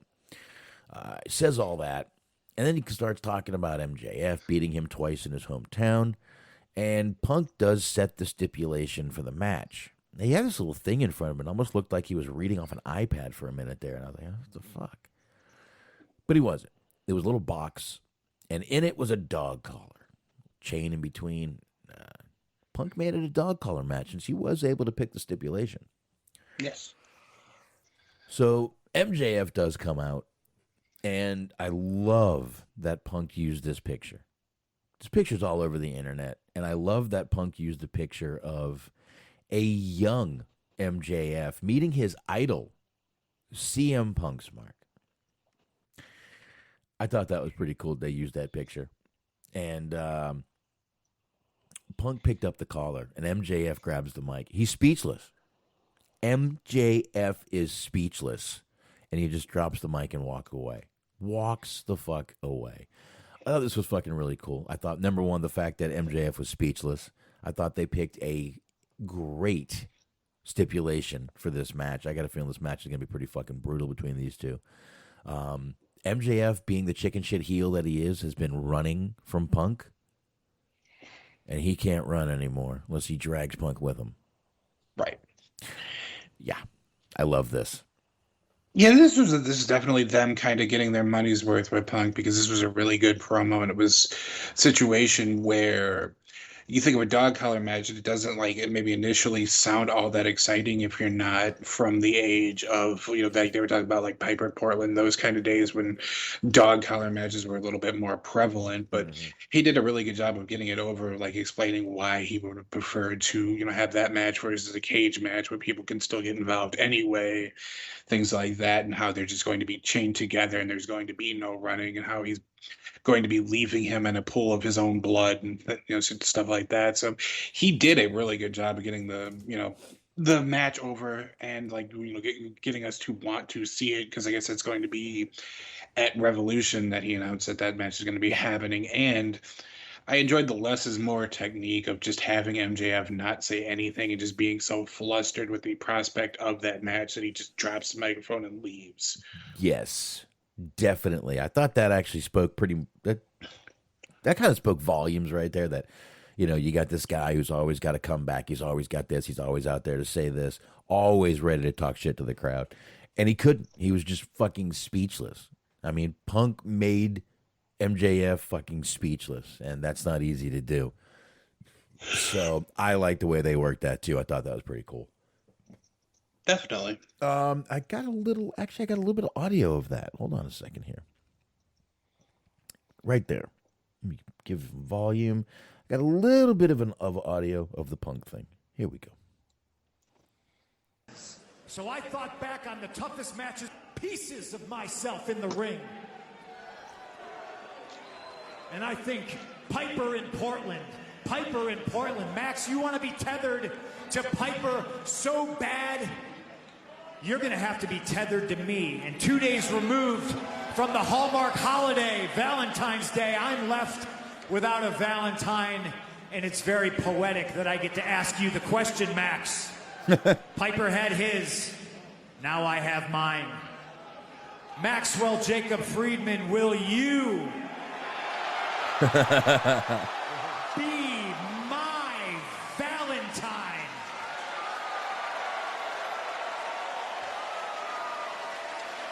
Fucking beautiful. That was fucking beautiful. Obviously, Greg Valentine. Mm-hmm. Greg the Hammer Valentine. Is who he was going for there. Great reference, and I mean perfect timing. I mean this promo couldn't have been any better. The reference couldn't have been any better, or the timing for the reference couldn't have been any better. I think it was great. I think it was absolutely awesome. But this is going to be a hell of a match, and little twist on the call. They got studded collars here. I think someone went and bought that at the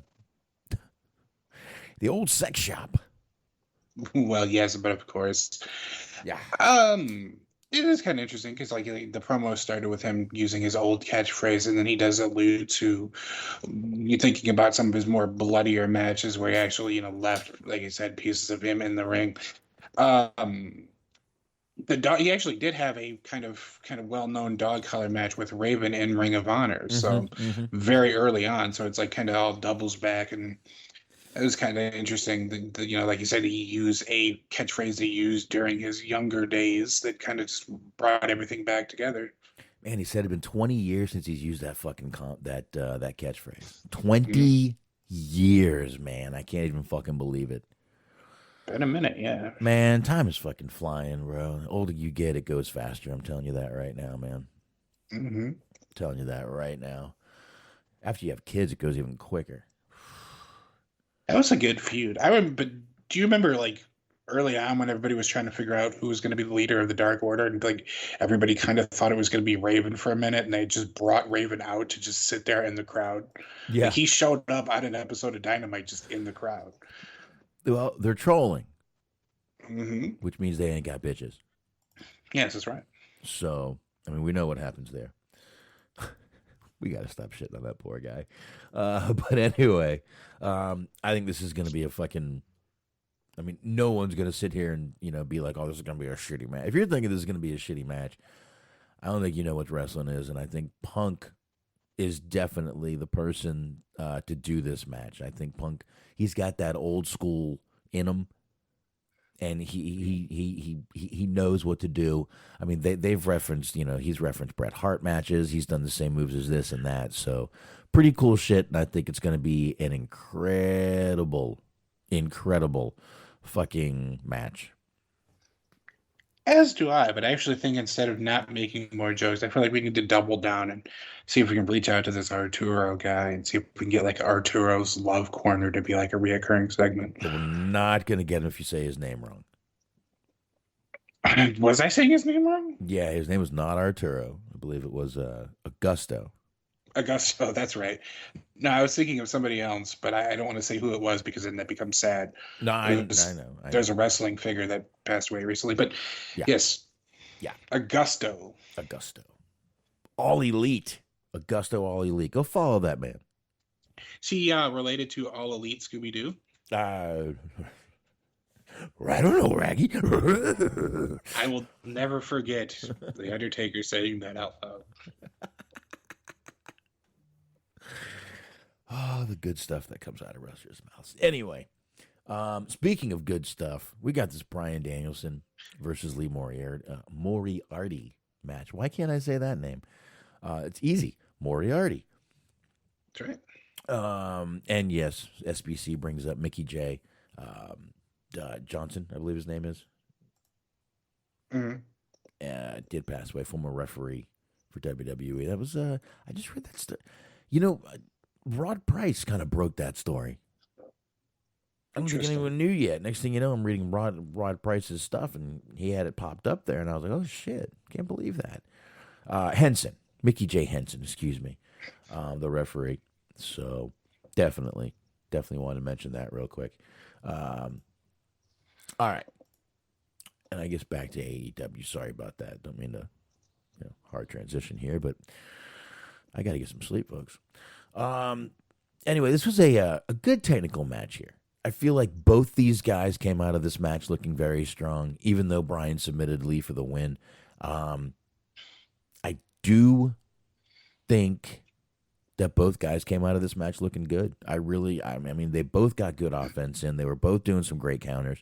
I just think both guys came out of this match looking strong. I don't think it mattered. I mean, I don't think anyone expected Daniel Bryan to lose. So no. Now, this match and the next match, it was a bad night for people that I liked. If I'm a fan of your work, you did not have a good night tonight. But yeah, I like I said, I've been a fan of Lee Moriarty's for a while. He had a lot of impressive matches in GCW, and if he gets the opportunity to show what he can do, he's going to impress a lot of people. I think this match went a long way into doing that. I definitely. I totally agree. This is going to do a lot, and this match did a lot for him. Bryan submits Lee, like I said, gets the win, grabs a mic, and says he came out here to teach Lee Moriarty a thing or two about violence. And then he asked the crowd if he passed or failed. And he's like, well, it doesn't matter what you think. I don't give a fuck about public opinion. I loved it. I love heel Daniel Bryan. He's so fucking... He's so...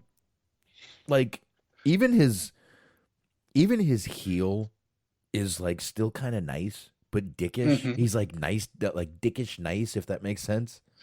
Yes. And I love it. I think that's what's great about his heel. Almost...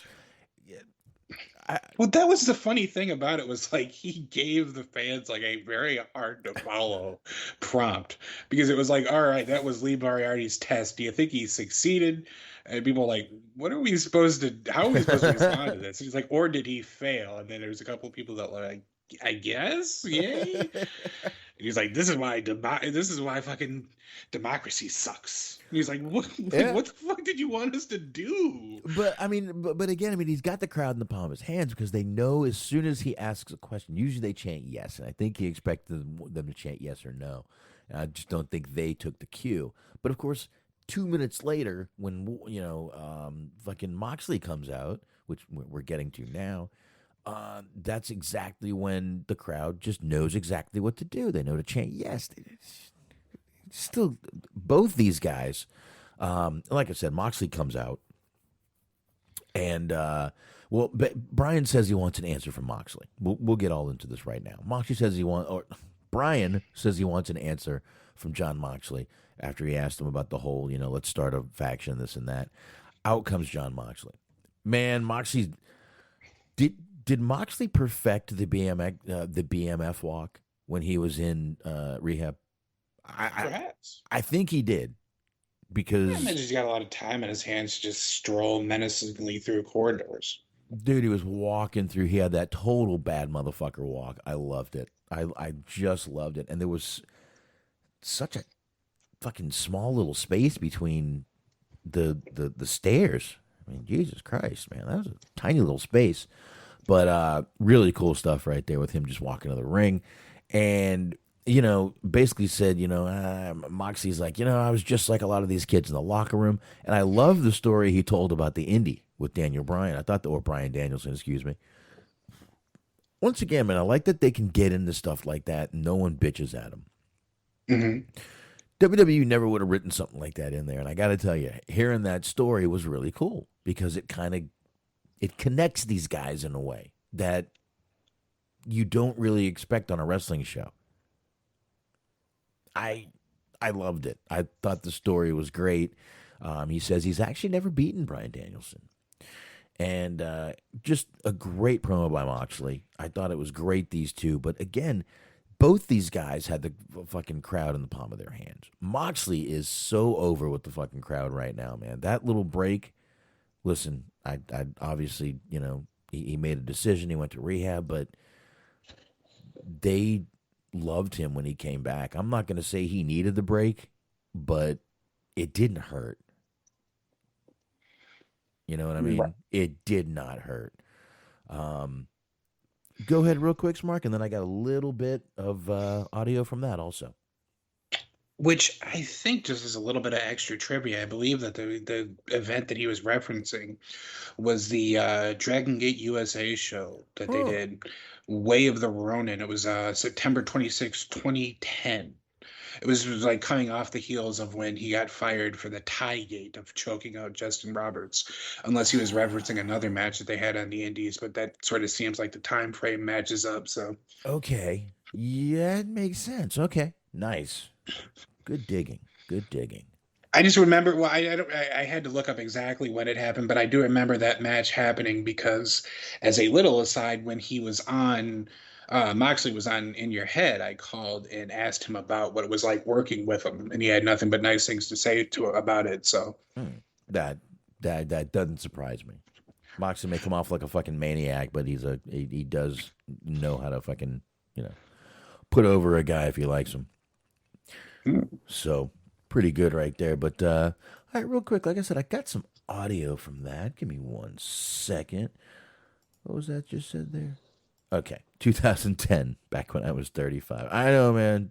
See, Dirk, I just said time goes fast. Time goes fast, man.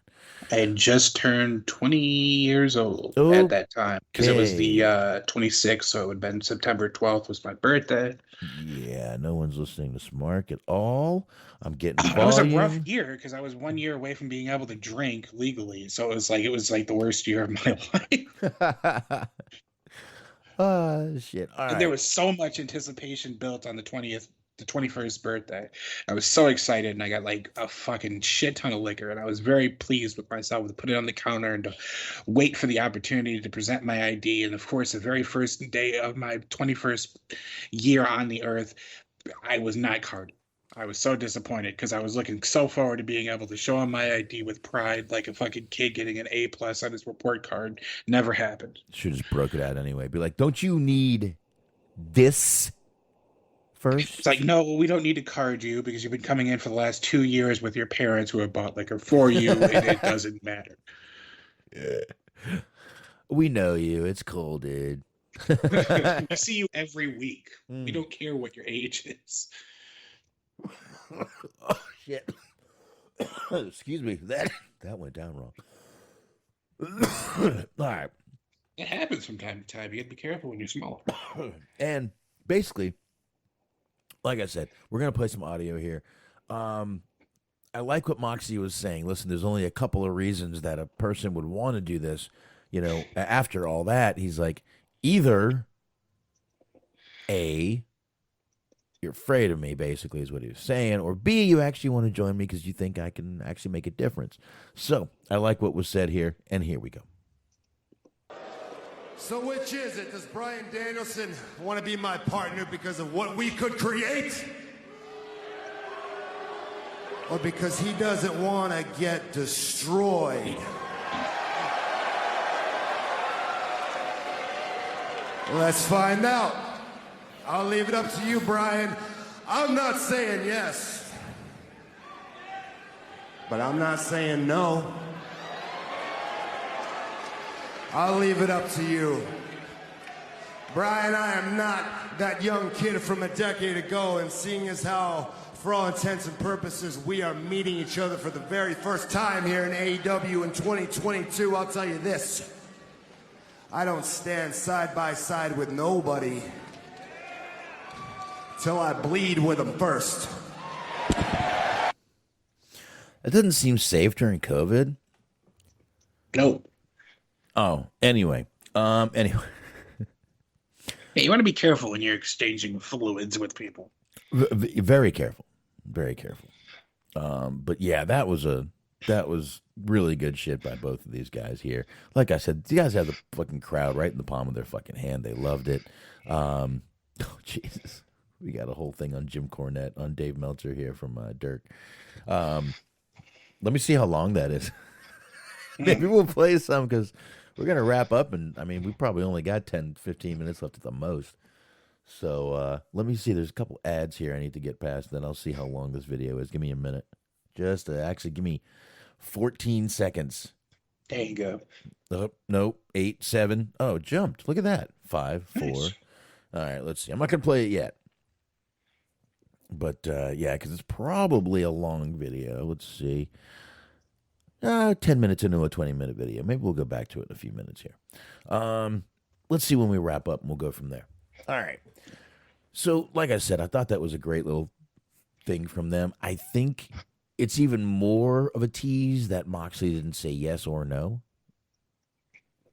I think that's pretty cool, too. They're stretching this out a little bit. There was no reason. I'm like, man, are they just going to finish this now? We're going to get an answer now? I'm glad we didn't. Anyway, Smart, we got this Keith Lee pre-tape after that. I thought it was great. I thought his cadence was a little different. I think it was better that they did a pre-tape with him. Because we know his promo style is a little different for people. I think it's better they did a pre-tape. His cadence was faster. He was speaking, not in his usual intelligent tone. You know what I mean? Yes. He wasn't doing that. He just kind of let this promo rip. He let it out, and I fucking liked it. I'm almost thinking that WWE wanted him to do that, and he kept it going for that reason. But I don't know. I enjoyed everything about this. I think they need to do more pre-tapes with him and, not use him every week, but definitely at least every other week, 2 weeks at the most. Just have him come out there and beat the fucking shit out of people. That's it. Yeah, that's all you need to do. And he does have a very interesting way of speaking. He almost sounds like he's at a Renaissance fair, which I kind of dig. I do too. I love Renaissance fairs. And you're right. That is kind of his way of speaking.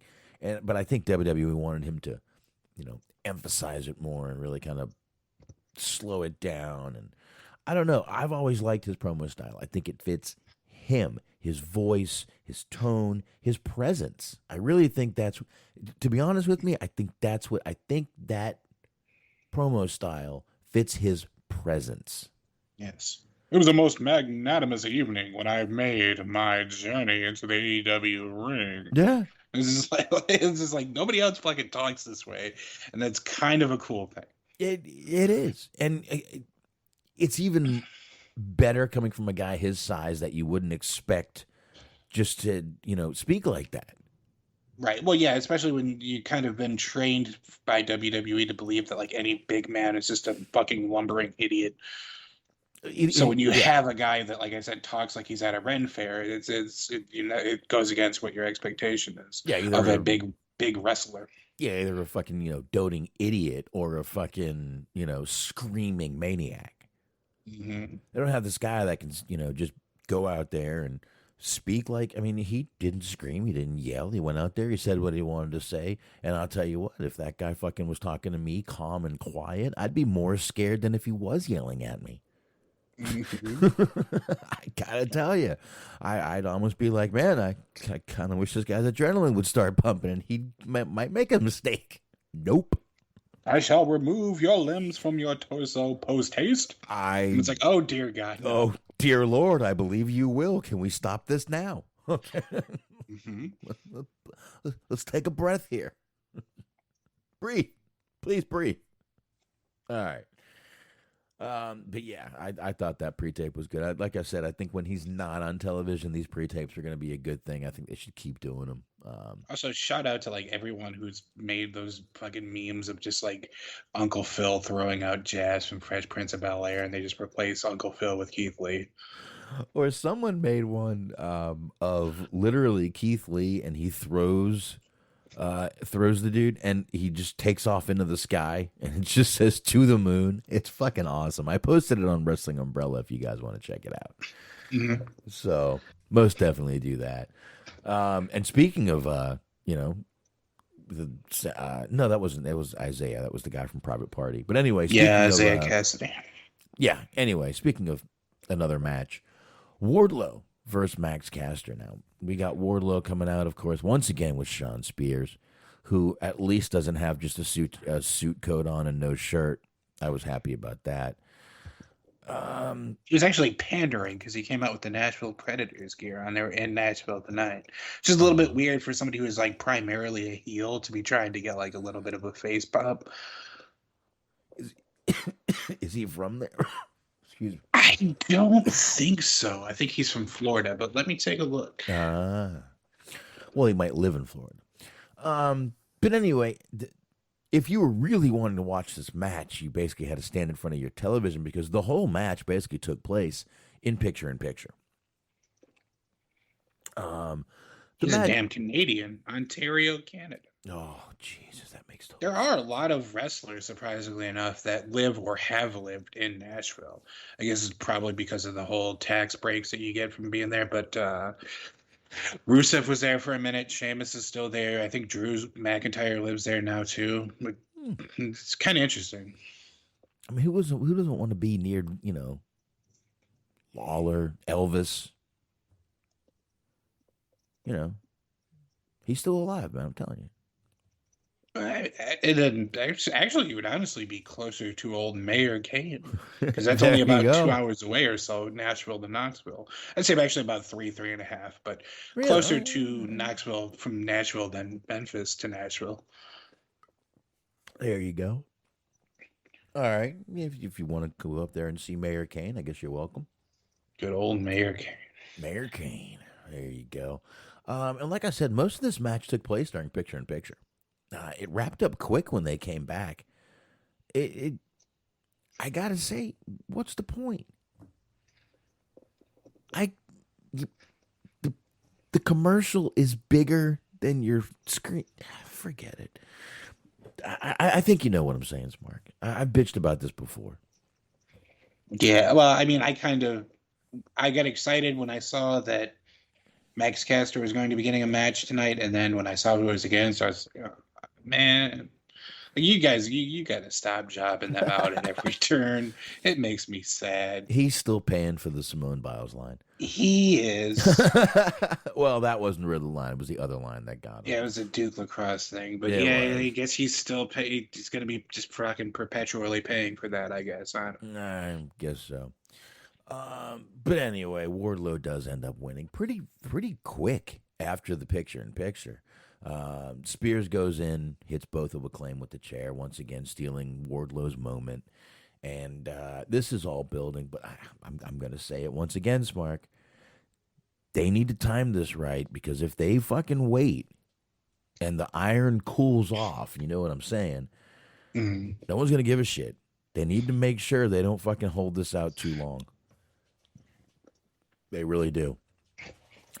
If Revolution is where they're looking to do this, then that's fine. That's probably a great time to really do this, and I'm hoping that's when they do. Perhaps. It is interesting, though, that they have a ladder match, and the first two entrants are these two, like, big, jacked-up muscle men. Yeah, maybe the next one will be Brian Cage. Yeah. And I don't see him being booked anytime soon. No, me neither.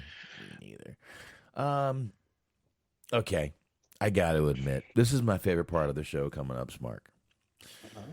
You know it is. I think you knew this was going to fucking be something that I would like.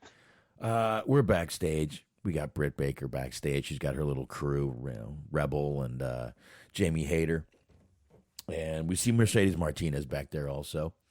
And Mercedes, she's got a match tonight against Thunder Rosa. She's all talking shit. And basically, Britt's like, well, fucking get your job done and don't lose.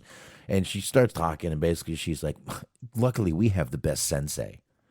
Mm. And goddamn it, Martin Cove walks up. Now, if you don't recognize Martin Cove, he was John Kreese from the Karate Kid series. He's now in Cobra Kai. And he was also in Rambo 2. Very nice. Just need to throw that out there. He was in Rambo 2. And he's been in a few other things.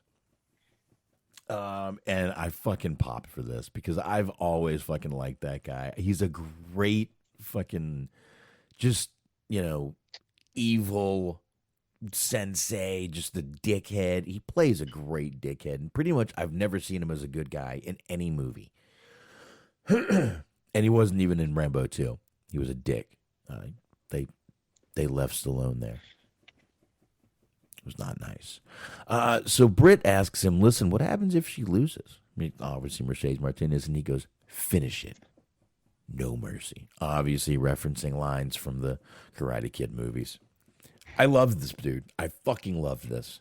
And you had to know I would. Oh, but of course. Of course. No, of course. And we get more of Martin Cove later, which I think is a great thing. My God, if he was a fucking regular on this show, I'd be fine with it. I would not bitch one bit. That is a way that they should go, is they should just start randomly hiring character actors to make appearances. I can get down with some like Billy Zane on Dynamite. There you go. I'll tell you what, I learned something I didn't know. What's that? I'm watching this movie, Double Impact. Mm-hmm. It's a Jean-Claude Van Damme movie, and basically he plays his own twin in the movie. And Jeffrey Lewis is in this movie. I don't know if you know who he is. If you look him up, you'll probably recognize him. He was in tons of shows and TV in the 80s. And I'm like, man, interesting. And I look him up. He's Julia Lewis's dad. I never knew that. If you look him up, you might recognize him. He's been in a ton of fucking movies throughout the 80s, ton of television shows in the 80s. But, Dirk is bringing up Bolo. Dirk, rumor is they're looking on doing another blood sport. Let's just hope this is a true story, because if you really dig into the actual movie Bloodsport, Frank Dukes was a lying piece of shit, according to all the evidence, if you really dig into it. Anywho, don't get me started on this. I still can't watch Bloodsport. Because About the character or the actor? the character. Yeah, okay. Like, no, I'm sorry, the real dude. Bloodsport is actually a true story, but it's not. You know what I mean? It was supposed to have been a true story, but if you really dig into it, yes, Ogre was in that movie. But if you really dig into it, there's a lot of evidence that points to that the movie was a lot of bullshit. Some things true, but if you go back and listen, me and Anthony reviewed this movie, and I swear I wanted to cry at times. I love this movie. I love Bloodsport. And I'm reading into it, and I'm like, holy shit, I never should have researched this fucking movie. Because literally half the things about Frank Dukes are, there's more evidence against some of the facts of the movie than for. But since the movie was back in the 80s, there's really no way to dig into it. You know what I mean? Yeah. And Frank Dukes won't answer anything, and no one believes him anyway. His credibility is pretty shot. So, anyway, let's not even get into that. We get Tony Schiavone in the ring. He's out there. He introduces Adam Page. And before Page can even speak, Adam Cole comes out. So it's Adam versus Adam here. Mm-hmm. It's an Adam off. There you go. Adam squared. That's right. But I got to admit, this little back and forth between these two guys, I really enjoyed. It was basically about how they're just shitty friends to their friends. Indeed. And I they do know like it. at the beginning of you just have Adam Cole beginning this whole long sort of diatribe about how bad of a friend Adam Page is, and then just as he gets into the ring, he tells Tony Schiavone to get the hell out of his ring. Yeah. Just right in the middle of the speech, he's like, "Yeah, so anyways, the thing about Adam Page, Tony, get the fuck out of the ring." I mean, literally, it's like both y'all are just shitty friends, and that's literally where this promo went. I'm not even going to sit here and try to go back and forth. I'm summing it up by going, they're just shitty friends to their friends. That's just the way it is. Although it's weird because basically he's referencing the fact that Paige is referencing the fact that the whole breakup of the Undisputed Era or whatever, but now they're back together, so the timeline gets all murky. It's like, all right, you guys hated each other, now you like each other again because you're in a different company. It doesn't make sense. No, it doesn't. It doesn't. As Dirk points out, there's a guy holding a sign that said Adam Cole has a dad bod. Yeah, that's going around. And yeah, not everybody is a fucking muscular fucking god, and not everybody can build that fucking physique. I'm sorry, dude. Hey, he's a handsome man, I feel like people give him too much shit. People give him shit for being short.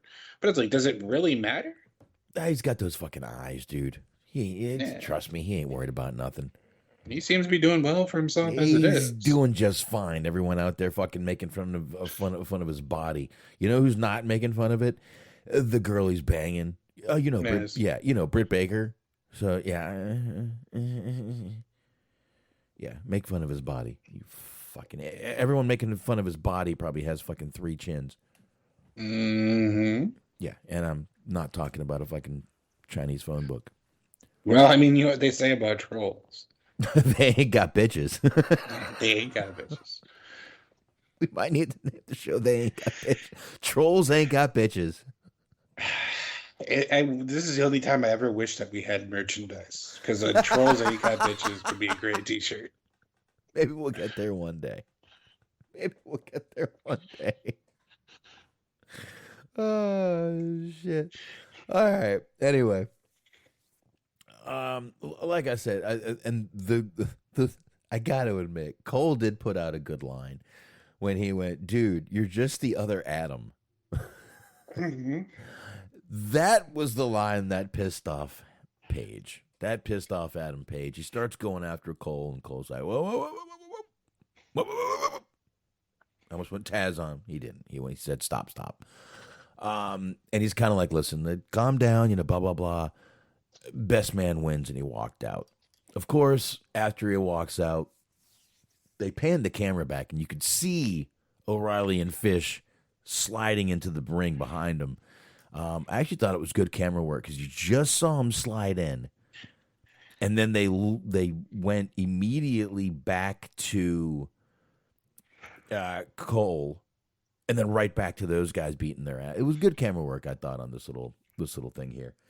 And obviously Fish and O'Reilly jump from behind. Cole goes back in, starts beating him.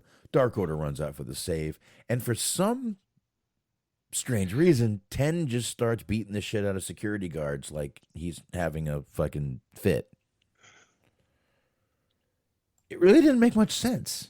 Or did I miss something? No, you're right. It didn't really make a lot of sense. I mean, it set up a match for Rampage, but there's so many other ways to do that. You could just put it on television.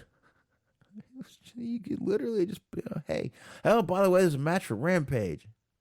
I guess that was just his way of standing out and showing he's pissed off because he's going to have a match on Rampage. I get it. I get it a little.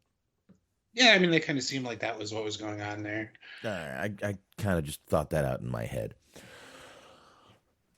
So, there you go. Anyway, we got a couple more things here. We got Jericho and Hager versus Santana and Ortiz. Santana and Ortiz came out in their war paint. Eddie Kingston returned. Finally got that little orbital thing. Looks like it's all wrapped up. Didn't have any bruising or anything on his eyes. He stands ringside down there. I know, definitely. Oh, man, we missed out on the opportunity of Eddie Kingston having a fucking Phantom of the Opera mask. That would have been so wonderful. The Undertaker or Sheamus or however you want, Brett Hamilton if you're a basketball fan, whatever, however you want to phrase it. Well, would have been good. He's down there in Santana and Ortiz's corner. I gotta tell you, man, this match was good. It wasn't great. There was nothing really that special about it, but it was good. Jericho ends up jumping up at one point. He kicks Kingston off the apron because he doesn't want him to interfere. Santana and Ortiz don't completely, like, that doesn't get them the win, but they do use that to gain momentum to give them the win. I definitely thought it was a good thing to have Santana and Ortiz win here. I don't think Jericho and Hager should have won this. And I thought it was pretty good. And I don't know, man. And I mean, Jericho and Kingston had a little thing after the match where they were going after each other. So obviously this match is going to happen. But I thought this was a fun little match. Like I said, there was nothing really special, nothing really banging about it, but it was a good, fun match to watch. Yeah. As Derek said, Jericho's been slimming down a bit. They've been posting like photos of him recently, and he's looking pretty good. So, cheers to him on that one. And like you said, I think the right team won the match. Like, it was a solid match. It wasn't great, but decent match. And of course, the right team won. So that's always good. Oh yeah, yeah. And we had a little backstage segment after that, Smark, with it had Cole, O'Reilly, Fish, and the Young Bucks. And they're all back there, and the Young Bucks aren't too keen on going back after Adam Page again. They're like, yeah, if you want to beat a dead horse, we already did that. It's done. So they really weren't into it. There's some bickering going on, and then basically the team split. Fish and O'Reilly walk away one way. The Bucks go the other way. And we got poor Adam Cole sitting there, and he doesn't know which team to follow. Then the cameraman goes, which way are you going to go, Adam? And he's like, shut up. Turn the fucking camera off. Adam Cole's got himself a classic sitcom dilemma of double booking his dates. This really was sitcomish. That's exactly what I was thinking, Smart. This is such a sitcom. It's like his two buddies walked away and doesn't know which one to follow. Mm-hmm. That's exactly what I was thinking. I thought, a good fucking call. Great minds, sir. That's it. That's it. So I was thinking the same thing. I'm like, this is so sitcom because literally, it's like I said, it's like his two buddies walked away, doesn't know which one to follow. It's like a fucking episode of fucking Saved by the Bell. Where, Ooh, I was actually going to say the same thing, too. So we're dialed in on this one. See, I always think about Saved by the Bell just for the sake of the fucking episode where, like, Kelly gets addicted to fucking pep pills. For some reason, I don't know why I find that amusing, but, like, all of the very special episodes just always make me laugh. Well, it was fucking Zach that got her hooked on him, I believe, because he wanted her to get his homework done, too. Mm-hmm. Yeah, there's that web series Zach Morris is Trash. I highly recommend that. Those are always funny. I know I follow it, but I don't see it anymore. You have to literally sometimes on Facebook you have to actually go to the fucking page and then scroll through it for like 5 minutes, and then it'll start popping up on your feed again. Mm-hmm. So I thought that was a really good segment, and just some cool stuff. Very important distinction from Dirk. That was Jesse, not Kelly. Yes, it was Jesse. I didn't say Kelly. Did I say? I said Kelly. That was not me. Jesus Christ. Hey, Dirk, if you're going to fucking place blame, place it on the right person. Say their name. I mean, Jesus Christ. Hey, Smark, you're the idiot, not Boxman. Look, all I remember from that, I remember which one Lisa was. I don't remember the other two, okay? Look, I get it. Jesse, I always thought, actually, believe it or not, I thought she was the hottest on the show. Okay. I've always liked him a little sluttier, and that was her. And path of least resistance, I understand. It's not that. I mean, don't make me get into this tonight. Let's just go. There's a whole psychological element to this. Sit down upon my leather couch, and we'll get into this some other day, I suppose. Yeah, let's just go to the next match, which was Mercedes Martinez. Mark, this was the Mercedes Martinez versus Thunder Rosa. This is a no DQ match, and we. Oh, hey, now we're going from your fetishes to my fetishes. Well, you're right. Well, this was a pretty good match in my opinion too. Yes. I like the little Thunder Rosa. She's in the Kill Bill inspired gear, which it looked like that to me. Yeah, you can say that. Yeah. Well, also a little. You know, the funny thing is, Bruce Lee wore that yellow with the black stripes in a movie also. Mm-hmm. So you could also go that way. But anyway, it seems like she was going for a little Kill Bill inspired look, which I liked. But we get Martin Cove once again, old back in the fucking audience, and I'm loving it. We get old Kreese back in the audience. And I got to tell you, man, one fall that worried me here is when Rosa threw Mercedes Martinez into the barricade. Mm-hmm. I don't think the barricade was supposed to give way because she hit her head hard and the ref ran to her and checked on her. It didn't look good, and she was holding the back of her head, and I think that wasn't supposed to go over yet. I think that was a little technical mistake there. Yeah, it didn't seem like it was that went off as according to plan. And like, you always, of course, have to be careful anytime that there's head injuries involved or potential head injuries. Yeah, that was one odd fall, and then right after that, Thunder Rosa does this move off the fucking railing where literally, I am not lying, folks, she used a fan to hold her up. He was holding her hand, if you noticed. Mm-hmm. So both these girls doing some crazy shit. And then we had an awesome German suplex by Martinez off the top rope. Yeah, that was really cool. Oh, she was just sitting there dangling, looking at her. I thought that was pretty cool, too. She's just sitting there dangling backward, upside down off the top rope, just looking at her like, ha, ha.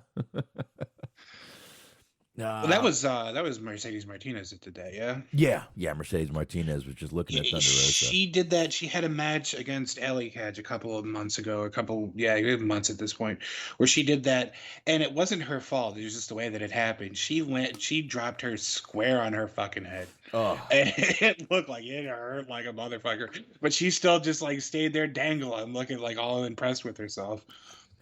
She knows what to do. That was good. Oh, yeah, shit. I mean, it wasn't her fault. It was actually more so how she landed at a bad angle, but yeah, it wasn't her fault at all. But it looked painful, probably because it was. Exactly. Thunder Rosa. By the end of this match, Thunder Rosa drives Mercedes with the Thunder Driver into a. I don't know what I was typing in my notes, but I put Thunder Driver a bro. The pile of chairs. I don't know what. I guess maybe Vince Russo popped in my fucking phone real quick. But anyway, Mercedes Martinez does the Thunder Driver through a pile of chairs and gets the win. Now Rosa ends up holding her hand out, kind of in respect to help up Mercedes Martinez.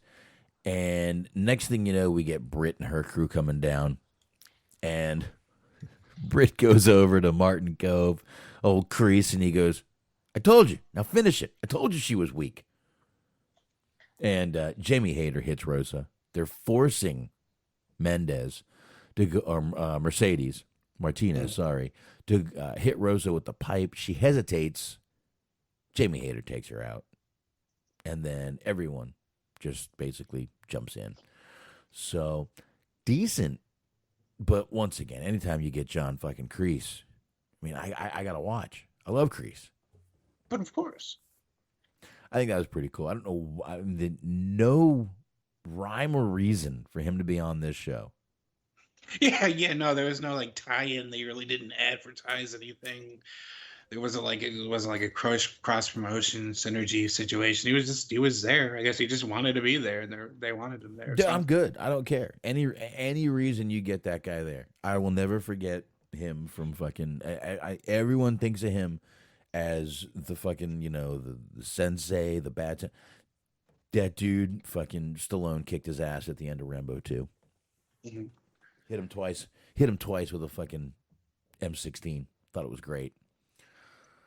Very good. Oh, the things I like in movies. Okay. Listen, I've never said my taste in movies is great, but, you know. Anyway. There you go. There you go. Anyway, we get this House of Black video package, Mark. And I bring this up because I noticed some similarities here. Mm-hmm. Okay. Similarities to the pack videos. Yes. The tarot cards, darkness, everything just, I think they're slowly burning and building to the House of Black being built a little bit bigger into a bigger faction. Oh, for sure. That definitely seems like it's a plan that there's going to be a couple of people, perhaps, that he feuds with that end up joining him. Because he was talking about how basically their quest for vengeance is not only as they try to hurt him, they're also hurting themselves. Right. Yeah. So I mean, we got her, we got Julia Hart. I think both of them are going to end up joining Pac. I think it's very telling that they're going after him because once again I see very much some similarities between this video and the Pac video. You got the tarot cards and they're going for justice and stuff like that. I just see a lot of fucking similarities, so I think that's where they're going with it. I mean they've been going there, but I think this is planting bigger seeds, if you know what I mean. Yeah, I would agree with that. Yeah, so good shit there. Nothing really to talk about here, but Jay White will be wrestling on Rampage. I heard a lot of people saying that Jay White thing was just a quick one and done. He's not going to be there for a long time. You're wrong. Yeah, I mean, he's been hanging around Impact for a while, so I mean, if he has time to fucking hang out in the Impact zone, he probably has a little bit of time to hang out in AEW for a minute or two. Might not be a bad thing for him. No, especially comparatively speaking. No, exactly. Because, I mean, he's feuding with fucking Eric Young in Impact. So no matter who he feuds with in AEW, it's a step up. Hey, I like Eric Young. Oh, yeah, you're the Eric Young fan. I always forget whether you're pro Eric Young or anti Eric Young. Yeah, it's just me. Just me. But I'm the only one. Regardless, good wrestler, but it looks like he ages about 20 years every time he enters the ring again. Yep, I'm the Eric Young fan. It's me. Does not age. He is the anti-R-Truth. It looks like he hurts when he talks. That's the only thing that bugs me about him. Perhaps his voice is so. Hurts when I talk. I can't even do it with my throat the way it is. But anyway, just razor blades to the vocal cords. Basically, that's exactly what it sounds like. So, anyway, we got Sammy Guevara versus Darby Allin for the TNT title as the main event for this show. And I got to tell you, man, this match in no means was this technical masterpiece, but it was a really good match. It really was. These guys both do some crazy shit, and they fucking let that shit fucking just go when they're in a match together. I think they work very well together, too. I'm sitting there tonight, and I'm watching this, and I got my wife on one side of me, my kid on the other. Sammy does this little move off the apron, and he falls down to the mat. And, dude, if his right shoulder wasn't having a muscle spasm, it was crazy. I don't know if you saw this, but you literally could see his shoulders spasming. And my kid saw it. He brought it up. I didn't see it. My 9-year-old goes, "Look at his shoulder." And you could see his muscle caving in and spasming out. I don't know if he got a Charlie horse or something, but my kid noticed it. And I looked up, and it did it like 4 more times, and then it stopped. That is interesting. Yep. Just something my 9-year-old caught. There's a lot of really cool spots in this match, because I remember at one point Sammy Guevara hits a dive through the bottom rope, which like almost never happens. It's usually always through the middle or like over the top. So the fact that he actually used the middle rope really surprised me on that one.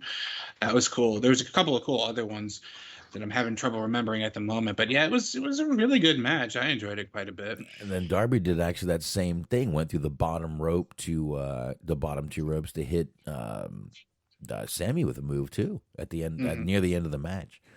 But yeah, it really was good. And then, you know, of course I don't know why they had to fuck this match up, but the AHFO interferes. Matt Hardy's out there.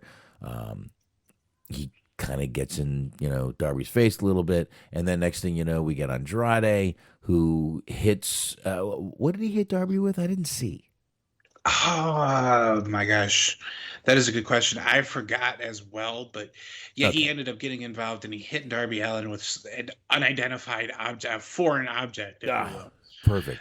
Foreign object. Takes him out of the match.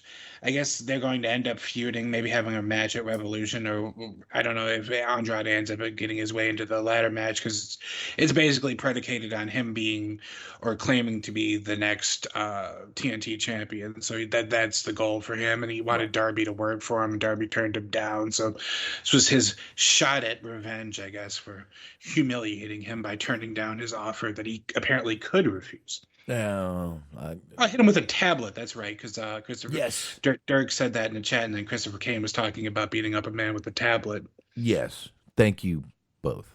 But Dirk's in the chat, so thank you, Dirk. And yeah, hits him with a tablet, and Darby is just slumped over the fucking rope. Yeah, nothing he can do. Just slumped over, facing out of the ring. Sammy just shrugs his shoulders like, what the fuck am I supposed to do? Hits the GTH, retains. Matt Hardy runs in the ring, starts jumping Darby. Sammy actually saves him, but doesn't see Andrade behind him, and Andrade just takes out Sammy.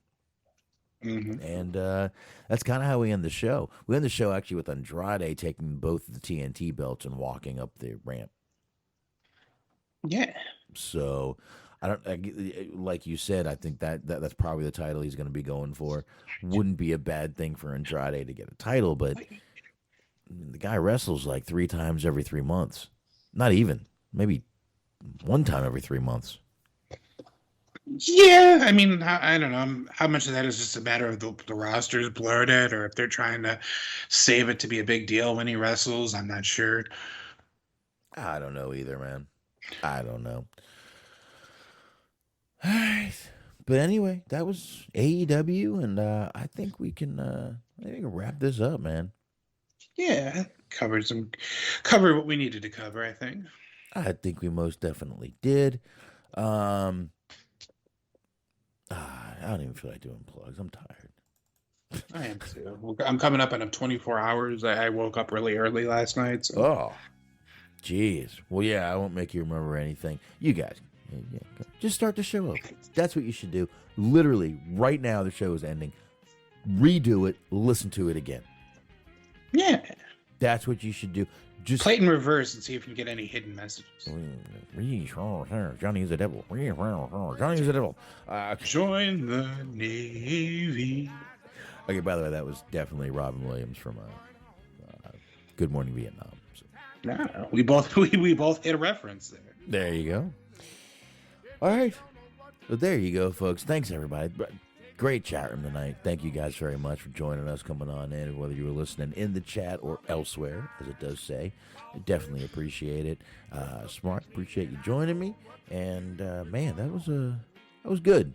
Like I said, I figured we'd spend a decent amount of time on Cody. That's why I wanted to get to it first and get it fucking knocked out of here. But definitely appreciate everybody.